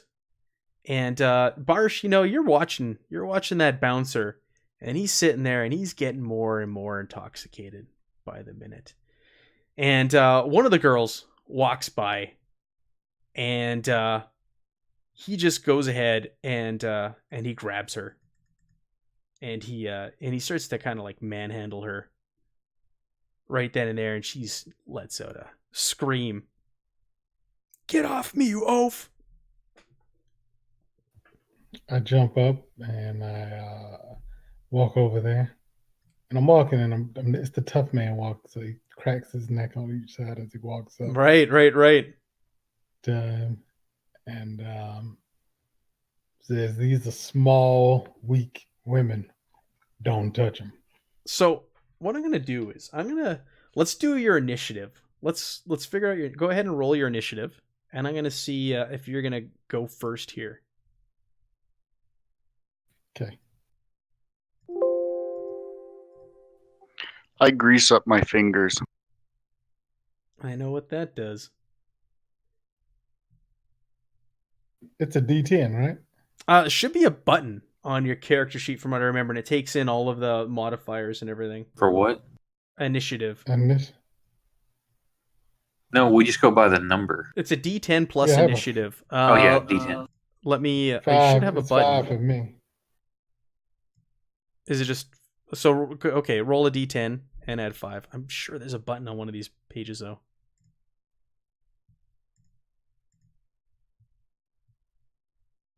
So let's see what you get. 15. Bring it. I'll tell you what. You're up there. You're like, you shoot to your feet and you're making way over there. What are you doing? Are you drawing your mortuary sword? Like, what are you doing? What's the scene look like? I was talking with the thing up. I'm dragging my Morgenstern on the floor, and it's just so it's seen. So I'm just walking and dragging it. I put the bottle. Is a bartender? There is a bartender behind the bar. It's Yeah, more precious than my gear right now. Right, right. He asked the bartender to hold this for him. Sure. Oh, how about you ask one of the prostitutes to have you say, "Hold this for me." I The don't know one that them. you asked, who requested, if because the Oh, ladies are okay, still sitting there yeah. with you. The one who requested to for you to step in. If Okay, I do somebody that, should and I go. look at it and I say, "Do not put water in it." Right? You stand up and you crack your neck and start making your way over. And you're quite fast. You're speedy for a little stout dwarf. Yeah. And you're making way over there. Are you saying anything as you're walking over? Nope, just dragging it. It's Sure. making a lot of noise. It's being drugged. So, he's So on his way. He's coming. yeah, so he goes and he grabs this girl and he's just kind of manhandling her and she's screaming like, let go. And you're just as you're about to get right up to him to step in, she leans back with her fist and punches him square in the face, and he drops to the ground with a thud. And everyone in the place stares in a stunned silence as she looks standing over him with a balled up fist, and he's lying unconscious at her feet. And her face lights up as she looks up towards the stairwell, and she exclaims joyously, joyously, not joylessly, joyously, "It worked! It really worked, Marie!" And with that, you guys turn around to the staircase. And ascending the brothel staircase, you see a beautiful Ardain woman descending down, completely cloaked, save for the faintest hint of a red corset peeking out from beneath her collar. And this is who the prostitute's calling out to. "It worked, Marie!" Her large brown eyes look to the prostitute, and her lips curl into a slow smile. The madam ushers the prostitute who knocked the bouncer out to the back room, putting a finger to her lips as she's excitedly squealing that she knocked this guy out. A lingering scent of perfume pervades the room as this woman walks in. And two stable hands carry Diesel outside into the rain. Go ahead, everyone, and make me a challenging awareness test. I was going to ask the prostitute, did she want me to do his hands in since he touched her? He's been ushered out, and she's been carried away to the back room.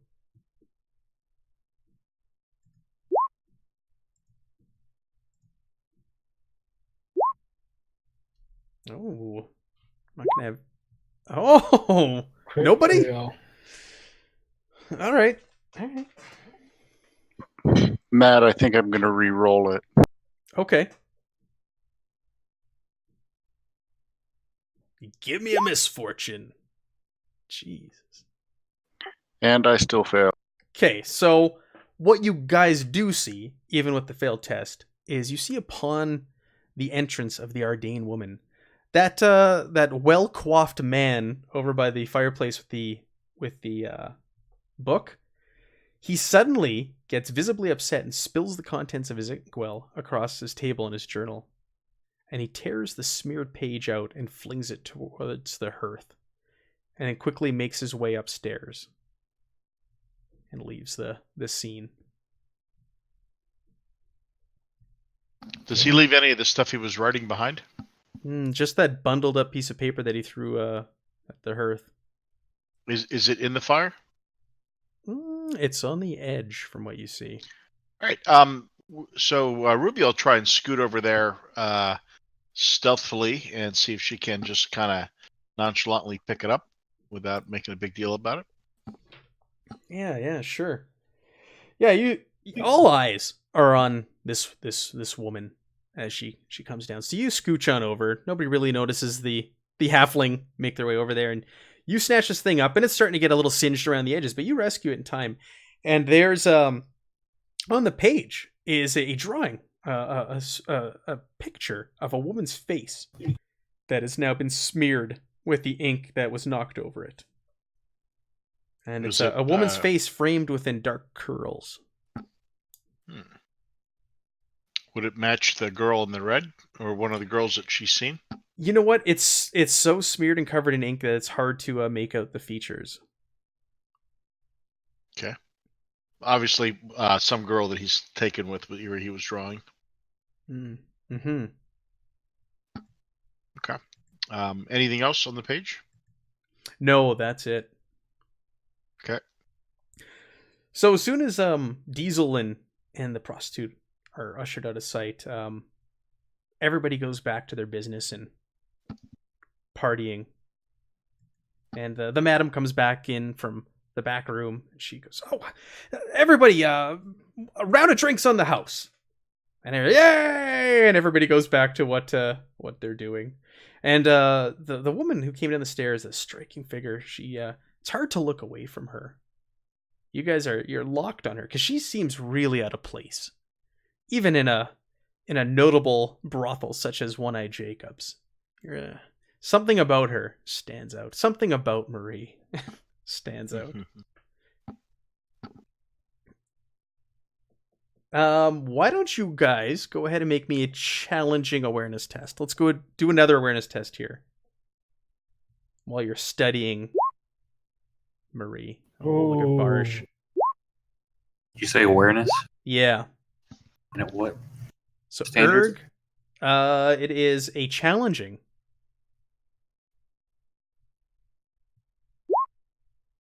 So Erg and Barsh, you guys notice when she's walking, every time she steps, you notice in the slit of her dress, just vaguely, you make out a hidden stiletto strapped to her leg.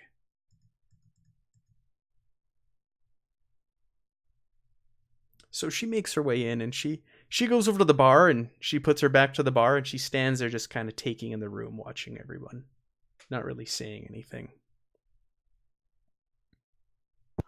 I'm going to go up to her, see if I can start up a conversation, see what rumors I can get out. The dunderheads going over there to get rumors. I like it. I like it. So yeah, you're just gonna stroll over to the Ardain woman, the beautiful, gorgeous woman. The scent of her perfume becomes greater and greater as you walk on over to her. Doesn't have. What does a place like this bring to a woman? What'd you say? What does a place like this bring to a woman like you? You know what we're gonna do?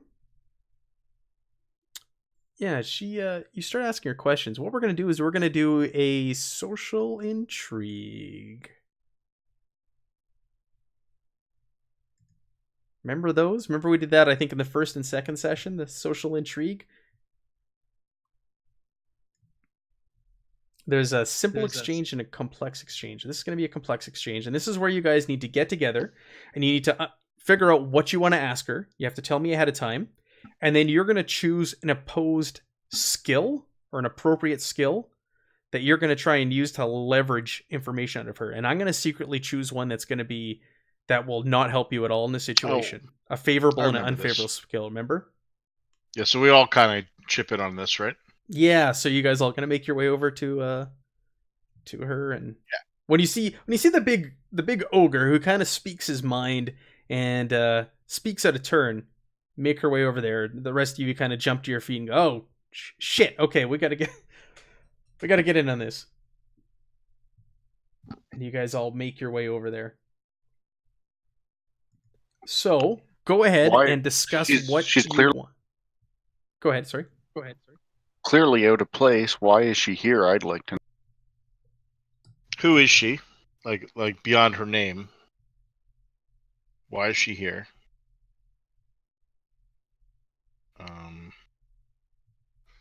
Yeah, why being what business does she have in this town? Yeah. And then do we want to try and find out about why she's armed, or why she's armed with a weapon that implies that she's shady?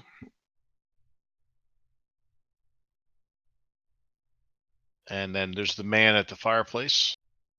Why did he get so ruffled when she came down the steps.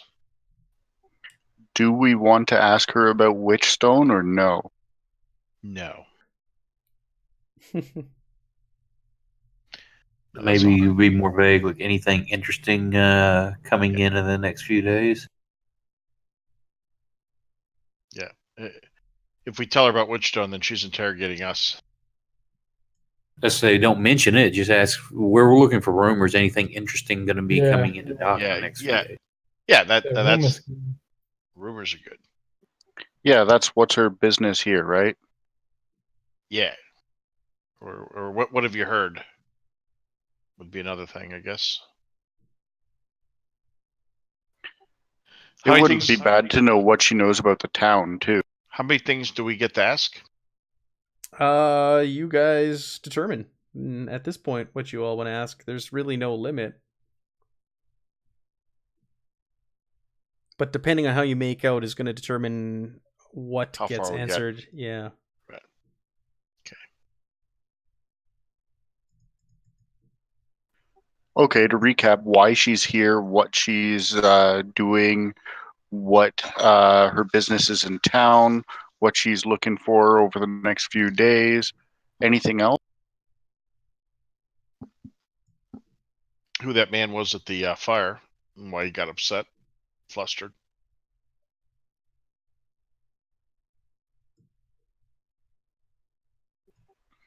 My stupid character really wants to ask her about Witchstone.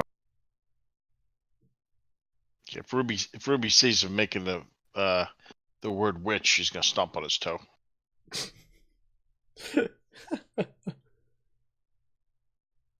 Okay. So,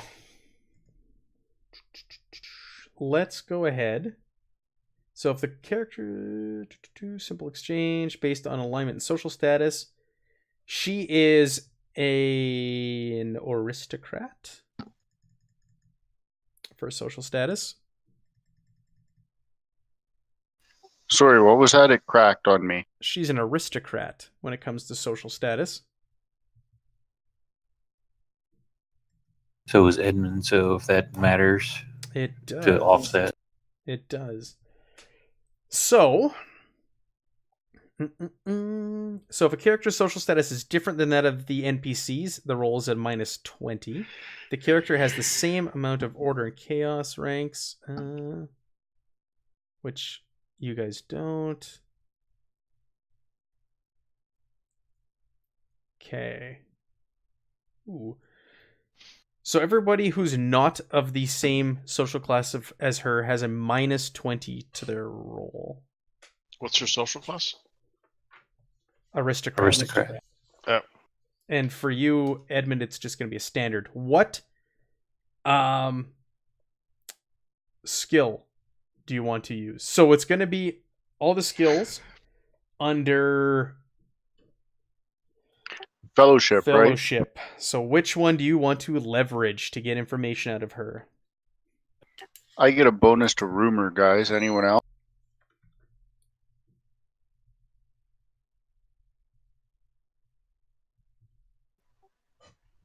I'm using rumor.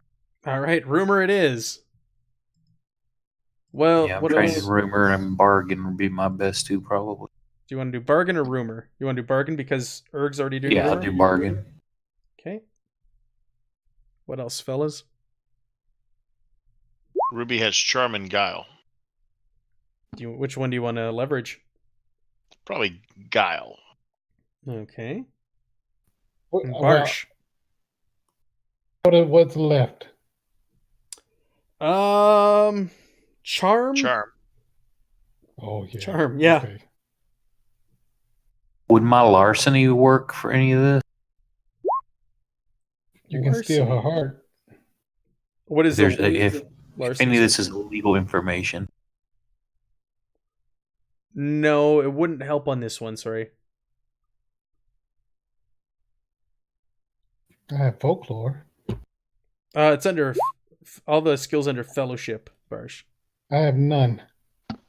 Yeah, I don't have points in any of them. That's fine. You can still roll because bargain, charm, guile, and rumor you don't need to be trained in. Like they don't have a star next to them, so anybody can use those, and you don't have to flip the result. And it's at a -20, Barsh, whatever you roll, because she's of a different social class status than you. Are those the only modifiers? That is the only modifier. Woo, Edmund. Okay. So we have our number. What we're going to do is, why don't we take just a quick break here, and we'll come back to the exchange with the mysterious Ardane woman. Okay. Quick bio break here. So we'll be back in 5 minutes.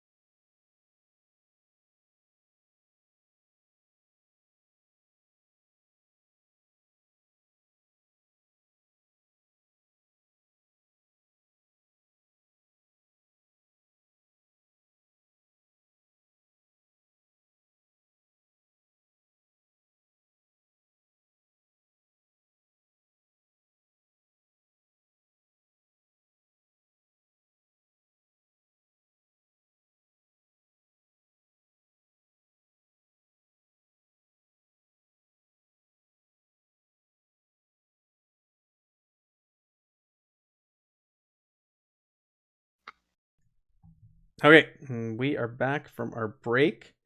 We just finished a social intrigue encounter to try and get some information about this woman who's appeared in the bar and looks quite out of place. All right, so Edmund, you walk up to her and go ahead and ask her some questions. What, didn't we just give you a list of stuff? Yeah, it was who are you? Why are you here? And what do you know about that man by the fire? Those were the things I had written down.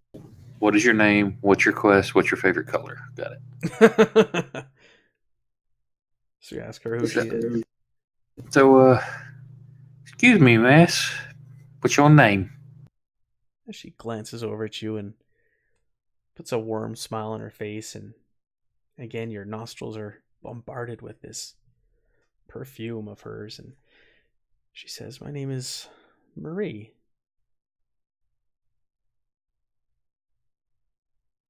Oh, well met, Marie. My name's Edmund. Oh, nice to meet you, Edmund. You enjoying yourself? Yeah, we just got here. Nice to be out for rain. Good food here, and of course the scenery's very nice to look at. Kind of, but Yeah, not in a creepy fashion. No. She smiles. She smiles at you, and she goes, "Oh yes, yes. One-Eye Jacobs is quite renowned. I'm new here. I've recently arrived as well, but the renown of this establishment has drawn me here." So you come here seeking to be a purveyor of the offerings, or you work here? Yeah, no, for employment.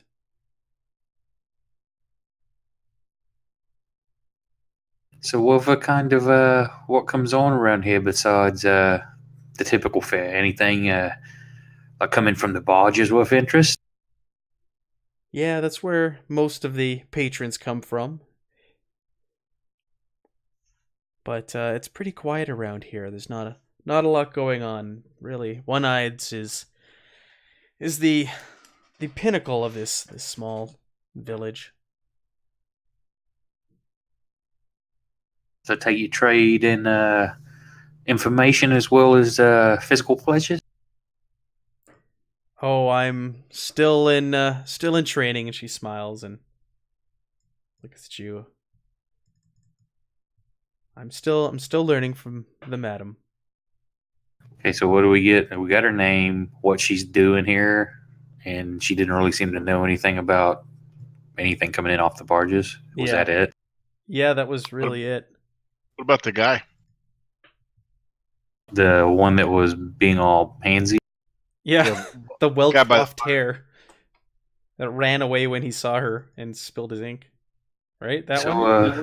Mhm. So who's the bloke you made skedaddle out of here? She says, "I don't. He's a strange lad. He just showed up. He showed up tonight as well, and he's been creeping some of the girls out. He's watching them, and he's always in his book, but he doesn't want any companionship whatsoever.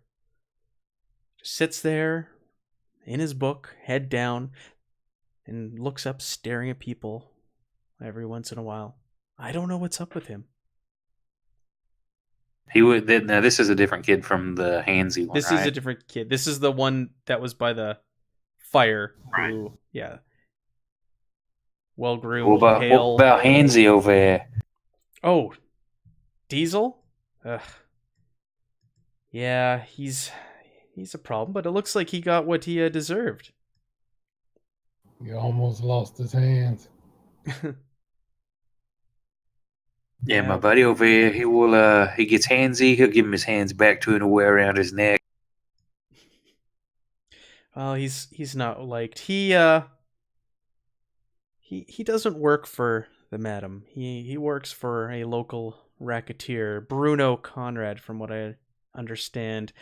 It's not a secret, but yeah, not well liked. But he's here on Bruno's behalf.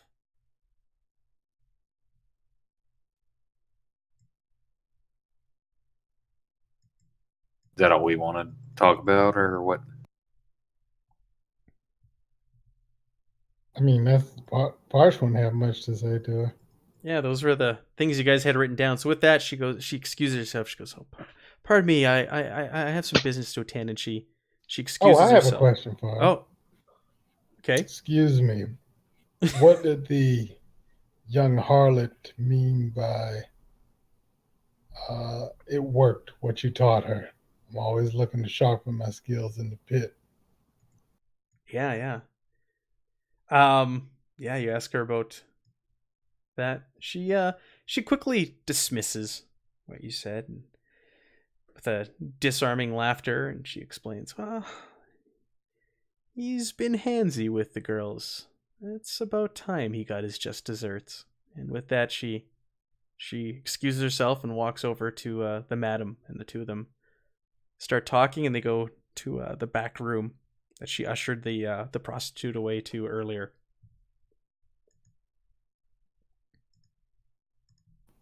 Okay.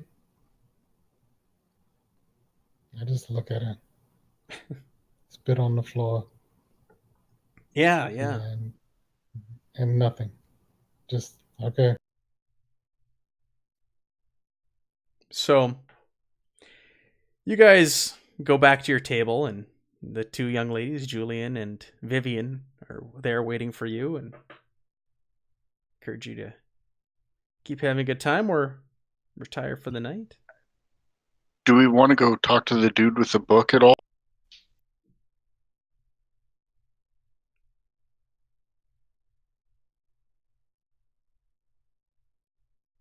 He's upstairs now, isn't he? Yes, he ran upstairs. Is he? Ran upstairs, and you heard a door slam behind him. Do we want to go talk to the dude with the book at all? Yeah, we can find him. That's fine. Yeah. Ruby says, "Why don't I go up and see if I can talk to him? He seems to like the ladies." Sure. Yeah, so Ruby, you make your way up this big grand staircase upstairs. You know what? As you're walking up the stairs, it dawns on you. There seems to always be music in the air in here. Even when the entertainers have put down their instruments.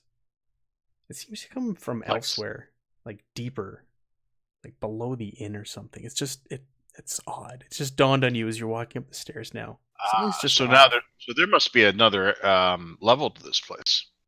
Like there's more party going on downstairs. No. It's not muffled or anything. It's clear as day, but it seems to be emanating from elsewhere. All right. Well, is it from upstairs? It's coming from. Is it getting louder? No, Is it getting louder as she goes up the steps? No. It seems like it's coming from below the inn. Okay. Well, we'll investigate that here in a minute, but Sure. she'll scurry I'm up right the steps. behind Ruby as she goes up. Okay. Yeah, that would be good. My buddy the ogre backing me up. She'll scurry up the steps. Sure. And she'll. Does she know what door it is? You have no idea. There's a hallway that goes to a T-junction at the end of it. It's a long hallway, and there's doors on either side. We'll say there's 4 rooms on either side of this hallway. Okay. And you don't know what's down the T-junction. She'll start working her way down, listening to each door as she goes to see if she can hear anything going on. Oh, yeah. You hear lots of things going on in those rooms. Well, so she's going to look for a door that's quiet because she figures if there's action behind the door, it's probably not her man. Right.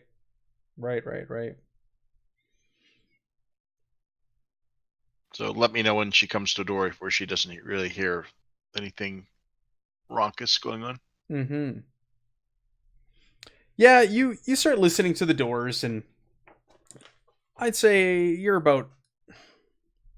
do this whole hallway, and you make your way down the T-junction, and there's doors down either side as well, and there's about 6 in total over here, and you make your way to about the 4th door, and there's complete silence coming from this one. Okay, she'll knock on the door. Okay, yeah, you knock politely on the door, I take it. Mm-hmm. And there's no answer. You wait a few moments, and there's no answer. Is the door locked? You attempt to open the door, and it is locked. Okay, she'll move on and listen to more doors and try and find another quiet room.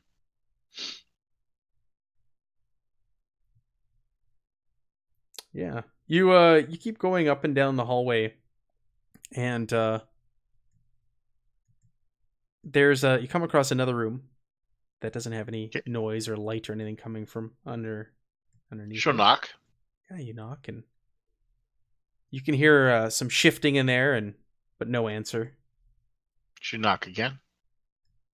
You knock again, and you can hear someone muffled yell, "What?"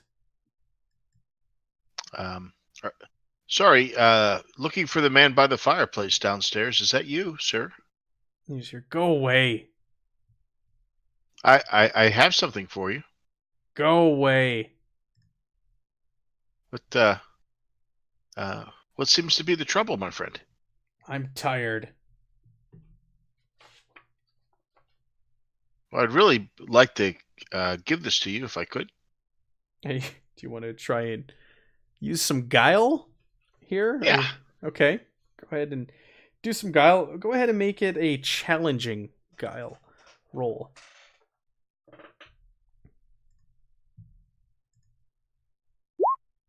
Yeah. Oh. You hear, fine. And give me a moment. You hear rustling and gets up and the door unlocks and that man is I standing. push my way into the door. What are you doing? Oh, don't worry about my friend. He's just a little overprotective. As she scoots into the room, and does he have like a little table set up there or anything? Yeah, he's got there's a little side table beside the bed. Little lamp or anything? Yeah, there's a lamp there. Chair? There's a chair. All right, she settles in on the chair, turns the lamp up. She All says, right. "Come, sit with me here a moment." And she pulls out the piece of paper that he left crumpled up. He starts yelling, "Get out of my room! Get out of my room!" And he starts shouting. Okay, she'll just smile. Say, "Oh, come sit with us."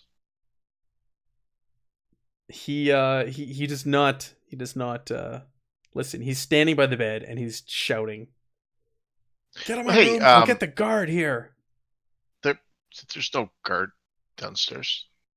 But hey, and she'll smooth out the picture he crumpled up and says, "I wanted to return this to you. You're quite a talented artist. I couldn't tell. Where did you get that? Well, you dropped it. That's why I said I was returning something to you. Give that here. That's mine." Yeah, she hands it to him. She says, "Yes, that's why I'm here to help." He snatches it and he crumples it up and he holds it to like his chest. Get out of my room. Thank you for returning this. Be gone. Is that one of the girls downstairs? You see a look on his face when you ask that, and he feigns when you ask that. No, it's not. She smiles and she says, I understand. Women understand these things. Your heart wants what it wants. Have you worked up the courage to talk to her yet? No. So as you're asking, you can hear commotion coming up the stairs. While you're in there from his shouting. Okay. You guys on the main floor, you see the madam and a number of her girls are making their way up there, and she does not look too pleased to have a disturbance in her establishment, and they're heading up the stairs. Okay, well, when Ruby hears people coming up the steps, she'll slip back out to the front of the door, and she'll say, "Well, maybe tomorrow when you're feeling better, we can chat some more." She whispers to him, "Maybe I can help you with your the prize that you seek." She'll give him a wink. Yeah, with that, he demands, "Get out of my room, and I don't want to see you ever again. Go away." And he slams the door. Okay, all right. And you guys are in the hallway, and the madam is standing there, very, very cross. She goes, "What are you doing? Why are you breaking into people's rooms in the middle of the night?" He invited us in. We didn't break in. We're just admirers of fine art. No, I was returning something to him that he'd left down below. She said, I don't care. Get back down there, or go to your room for the night. You will not be disturbing my patrons. Oh, of course. No. I was just trying to help. Thank you for your offer to give us a room for the night. We appreciate it. Okay, and Ruby will slip off. Right. So yeah, you slip off back downstairs. You guys so you head back downstairs and meet back up with the others. And from then on, for the rest of their time down there, you see the girls are all watching you and they're all whispering to one another. No, Matt. Thank you for your offer for a room for the night. Where will we be staying? We always love a complimentary. Ruby will say, "It's this one here. It's the only one that's empty." As she's walking by, she'll tap on the empty one. Yeah. So the madam says that'll be 3 silver. You just offered us one. Not for free. She'll pull the ogre by his pinky. Come on along.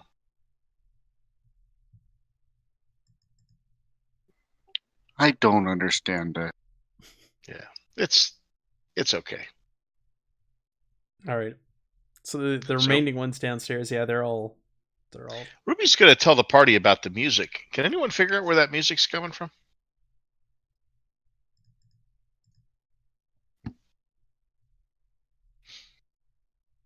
I don't know. Can the rest of us hear it?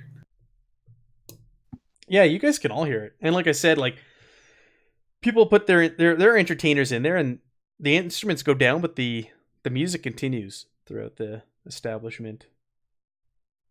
So it's coming from underneath somehow? Yeah, it seems to be like it's coming from somewhere deep below. Is there a door to a basement or anything that we can see? Not where you can see on the main floor where the patrons are. You'd have to be sneaking around to try and find. Let's go to the girls. Let's just say, "Hey, love, where does that music come from?" She smiles. She goes, "From the entertainers," and she points at the gentlemen with the instruments. Yeah, but they're not playing their instruments right now, and I can still hear the music. And she giggles and says, "I don't know what you're talking about. Come on, have another drink." All right. So, can I use any of my my larceny for that? For black market stuff? Yeah. So, you might not have a little bit of a special gambling place, anything going on, maybe downstairs or something. Yeah, go ahead. Yeah, you can add that to asking that question. Yeah, go for it. Would that be rumors or? Because this is for bargain test. Oh. But it's defined do procuring rumors. illegal information. You gain a +20 to bargain test. So Yeah. Yep. Go ahead. would it be bargain though instead of rumor? Or... No, let's keep it on bargain and give yourself +20. We'll just roll with it in this situation.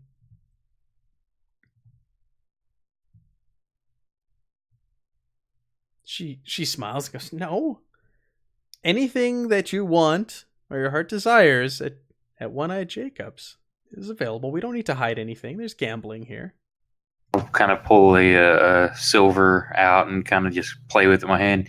You sure there might not be a little something extra if somebody asks really nicely?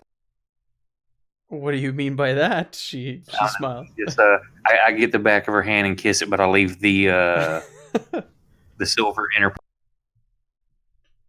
I don't know if you know of anything that could lead to, a good time that maybe not everybody wants to know about. Let me know. No, I will. And she smiles and walks off. Talks to some of the other girls. Dear Playboy, we were at One-Eye Jack's and I handed her a silver. Next thing I know, there were 4 girls. No, I'm sorry. Yeah, you see, it's a dog night. So, you know what else it happens while you guys are in here? So you pick up on this strange thing in the music. Also, the sweet scent of perfume and incense lingers in the air and gently caressing your senses, making you kind of slightly giddy. Nobody has any remaining injuries on the peril condition track, do you guys? Mental? Spaghetti borscht. No? Did we recover those? Well, we haven't really said. But if you Rested a do, couple of nights. if you do, it would restore one positive step up. Yeah. Based off of whatever's happening in this establishment tonight. Guess I would Well- be unhindered then. Ruby would actually like to do some gambling if that's available. Sure, she can gamble. Okay, because she's skilled at gambling and she has some special abilities for it. Do you Oh, really? no, I didn't have anything. Uh-huh. Oh wow. Yeah, she has this thing, what is it called? It's called incredible numeration. I think I have that as well. Me and Ruby would like to sit up at a table. Yes. I think it's only effective if we're cheating. I'm trying to take a look here.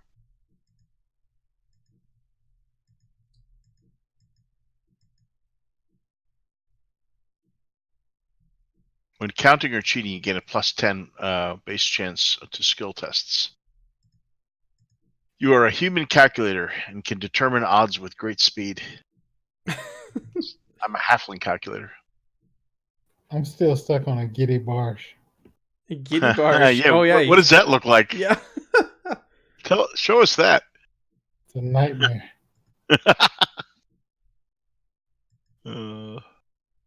Yeah, so you guys want to do some gambling? There's a table of merchants who are playing cards for money. Yeah. You guys can make See if your we way can over join. there and ask to be dealt in. Yeah. Yeah, so they go, yeah, we'll take your money. And they welcome you over to the table. Okay.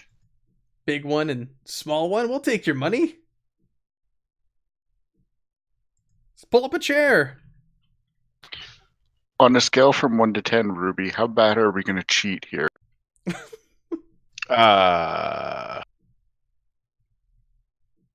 What game is it? It's just a card game. We'll say it's, I don't know, equivalent of like poker or something. Okay. Yeah. So, what kind of stakes are they playing with?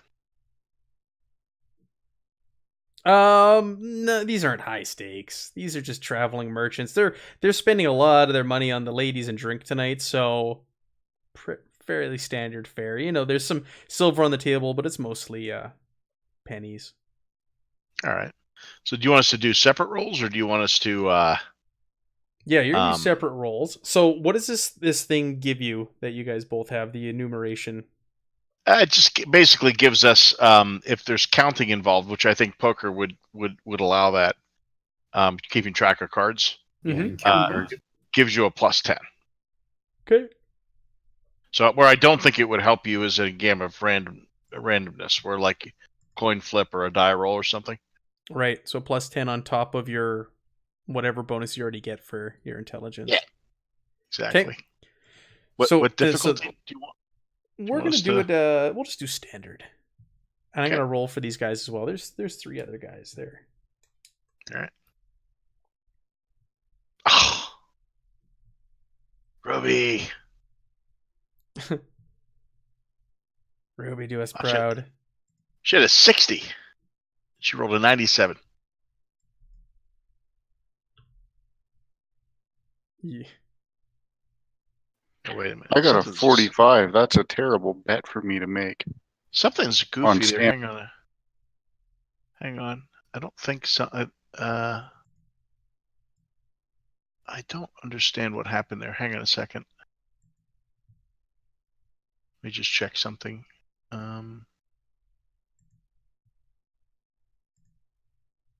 Well, these guys are doing really good. If you could beat a 5, so you guys yeah, all. You know what? Something goofy happened because when I added the 10, my rating went to 45. When I do it without the bonus, it's a 50. So I don't understand.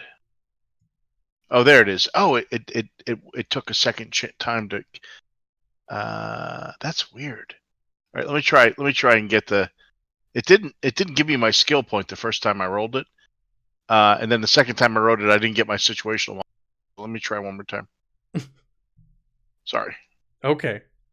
Then keep saying shit until I get a Yeah, win. exactly. I'm just gonna keep. Well, doing this. no, but I mean, you can see it right there. Like under gamble, I got nothing for my gamble bonus, and I got nothing for my situational modifier. Let's take a look at Ruby. Do you get?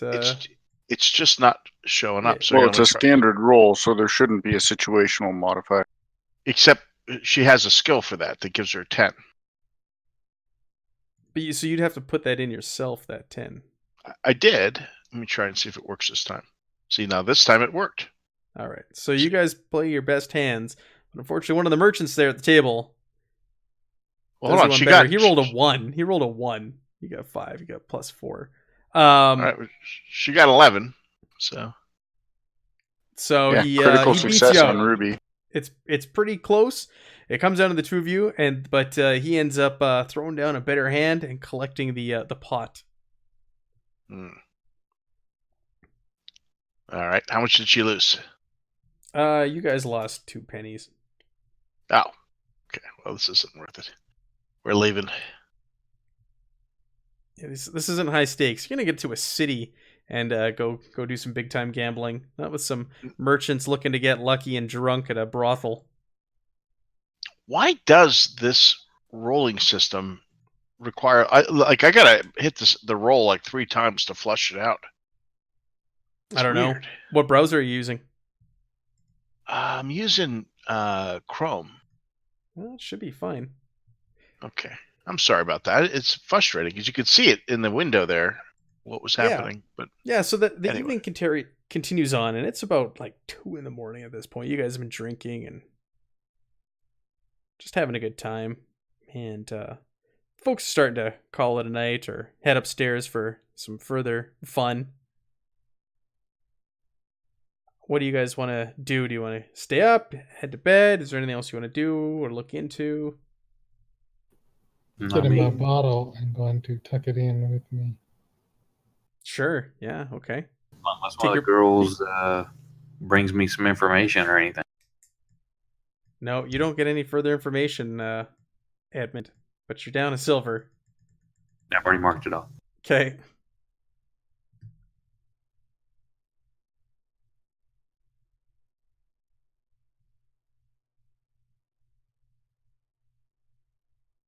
Okay, you guys want to call it a night? And then tomorrow is the 12th? Let's go to our complimentary room. Okay, so you guys all call it a night. And you guys, you toss and turn all night. You have like weird, bizarre dreams, and you're unable to settle. We got 4 people here. Let's roll a d4. I'm gonna choose someone randomly for this. So Edmund, you have a particularly troubling dream tonight. You dream of an insidiously tall, pale demon man combing its hair over and over, and you're just plagued and troubled by this throughout the night. You wake up tossing and turning and just in a cold sweat, and you look at the dresser beside you, and you find there's an obsidian comb sitting there, just like the one that the demon was combing its hair with. So I take it this combing all night's not like an ASMR thing for me? No. And you have a real... Everybody has a real rough sleep throughout the night. You all wake up the next day to imperiled on your peril condition track because of the rough night you had. Perfume doesn't offset it. No, not this We time. shouldn't have gone to sleep. Only one person, right? All of you. You all start the morning imperiled due to your rough sleep. But Edmund was the one who had the strange dreams of this demon creature combing its hair, and awoke to find the comb sitting on the bedside table next to him. Is the comb actually like physical? Is it there for real? Oh, it's there. Okay, I'm gonna pocket it. Of course. Attaboy. And we meet and get everybody together for breakfast or whatever. Yeah, something's up with this place. So, Any of you lads have some weird dreams? Didn't sleep real well. I had this real crazy dream. Real tall fella, kind of demon-looking thing, just kept combing its hair over and over. And when I woke up and I pulled it out of my pocket, laid it on the table, this was on the nightstand beside me. You tried combing your hair with it yet? No, not yet. I figure Mr. Wizard over here wanted to have a look at it. Erg. Push it across it. Yeah, Erg, what do you make of that? Is it magic? God damn it! 1 second. Yeah, he don't like us saying either. Incantation. Oh. Erg combs his hair with it. 7 corruption. No, I'm just kidding. No, not that you comb your hair with it. Nothing happens. No, nothing happens. Your hair's a little bit straighter. Well, I do that. I check it for magic. I'll roll incantation. What do you want me to roll it at? Go ahead and do it at a... Matt, if you're talking, I can't hear you. Can't hear me? Hello? Can you hear me? I Can't hear it. Does that mean it must be me? Can anybody hear me? I can hear you. Okay. Is it me? I can hear you. It's Mike. Go ahead and do it at a challenging. Hello? Mike, we can hear you.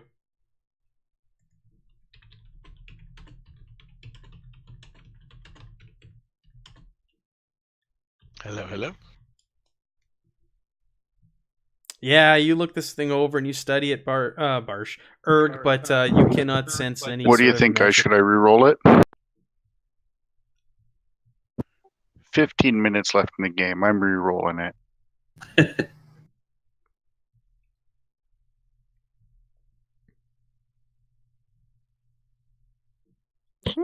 Critical success. Yeah, you look this thing over further, and while it does not appear to be magical, there is something off about it, but it doesn't seem to have any magical properties.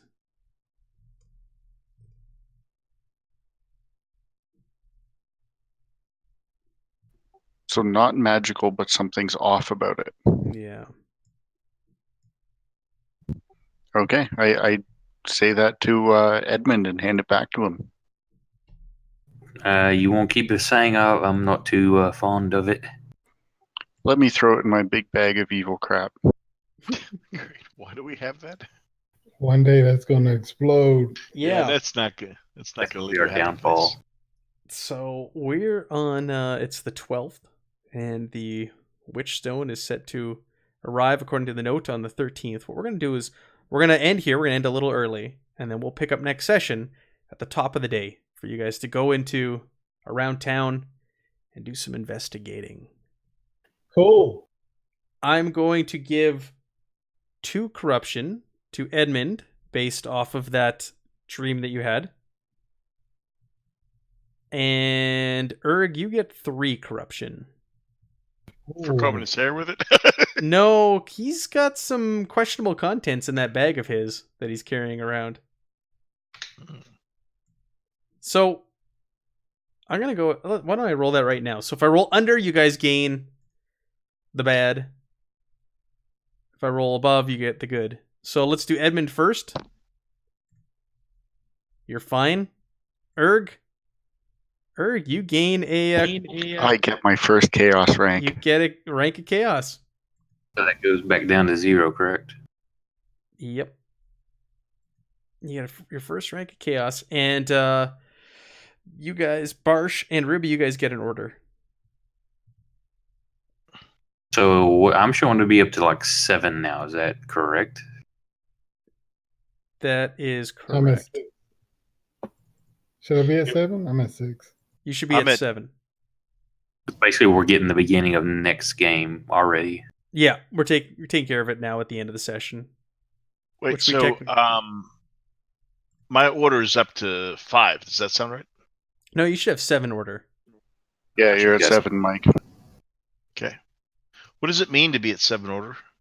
When you, When you get get to to 9, it resets and you get another. What are those really good ones? Fate Is it points? 9 or is it actually 10? Is it the You can 10th get one a that Ten. fate resets point, it? or you get a fate point, or you can change it in if you take certain other things for like a demonic gift and whatnot. Oh, You can make that go away. So, yeah, 10. Yes, thanks. interesting. Okay. So, yeah. So, Erg got his first chaos.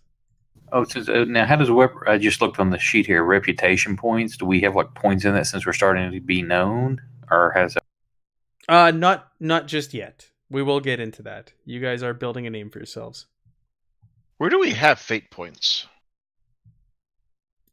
right at the very top, like beside background, like where all your buttons are for skills, combat, talents? It's right below Oh, I it. see it. Yep. Okay, and then reputation. Okay. When do we get other fate points at some point? If you get 10 ranks in order, you can get into another fate point. Those are your okay. get out of jail free cards, right? If you die or if you lose a limb, you just oh no, I'm cashing in a fate point.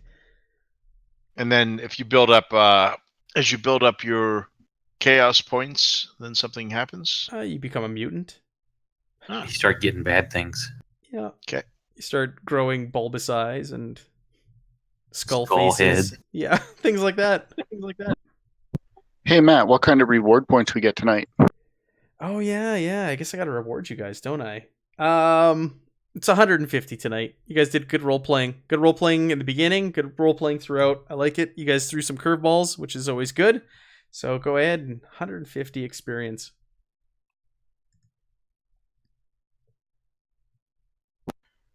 I think that finishes off everybody's first profession. Yep. Oh, 50 really? point more, and we can change unless it's out going something crazy. Yep. So there you go. So That's we your need- homework for the week. Figure out where you want to go next with your profession Well, we can't buy into it until we have another 50, right? until the end of next session. But start doing your research now to figure out what you want to go towards. I know Erg has charted his all out. He knows where he wants to go immediately. I guess it kind of works out going down the river. leaving with it to these some wardens. chance. That's a pickup pilot. Yeah. What does Edmund think he wants to do? I don't know yet, honestly. I figure I'll stay something on criminal background, but try to increase my smuggling stuff, all the disguise, bargain, rumors, stealth, counterfeit, that kind of stuff. You just got to read through everything. Should I tell him my plan, Matt? Yes, go ahead. So I've got a amulet, an ex-enchanted amulet from a dead innocent, as well as a demon's claw. I'm going to channel power and open it to the ether and see which god comes and offers me more power.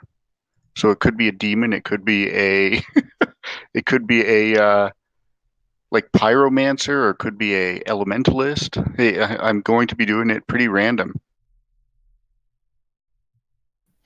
So the ruinous powers will reward you.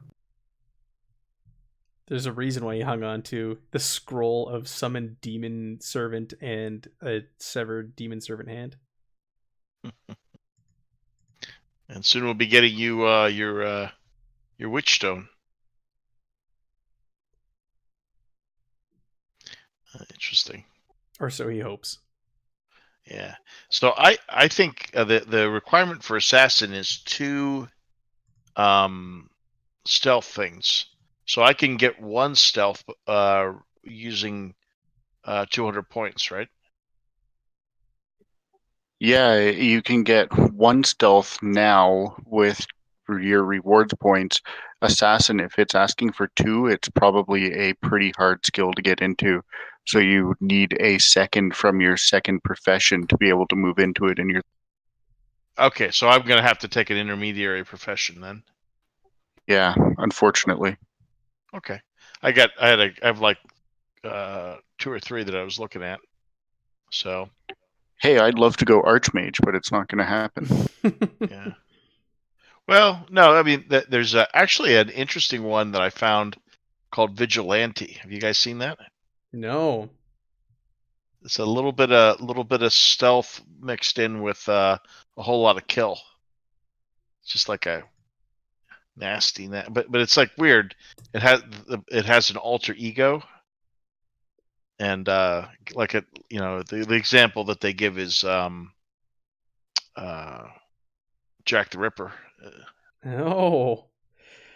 You guys also have access to the new professions that are in Main Gauche. I'm allowing all those. It's an official supplement, and the stuff that's in that early access, it's done. Like, it's finalized, and it's going to the printer soon, I believe. So feel free to look at those and use them as well when branching out. Where is that? I have it available here. But I'll end the stream here, and we'll cut that off. So thank you to everyone who joined us and watched. We had some real people in here tonight, which is awesome. And we're slowly gaining traction on our Zweihander viewership, and we appreciate it because we're loving this game. Nice. So we want people to come in and join us and enjoy it with us. Have a great night. Epic. Night.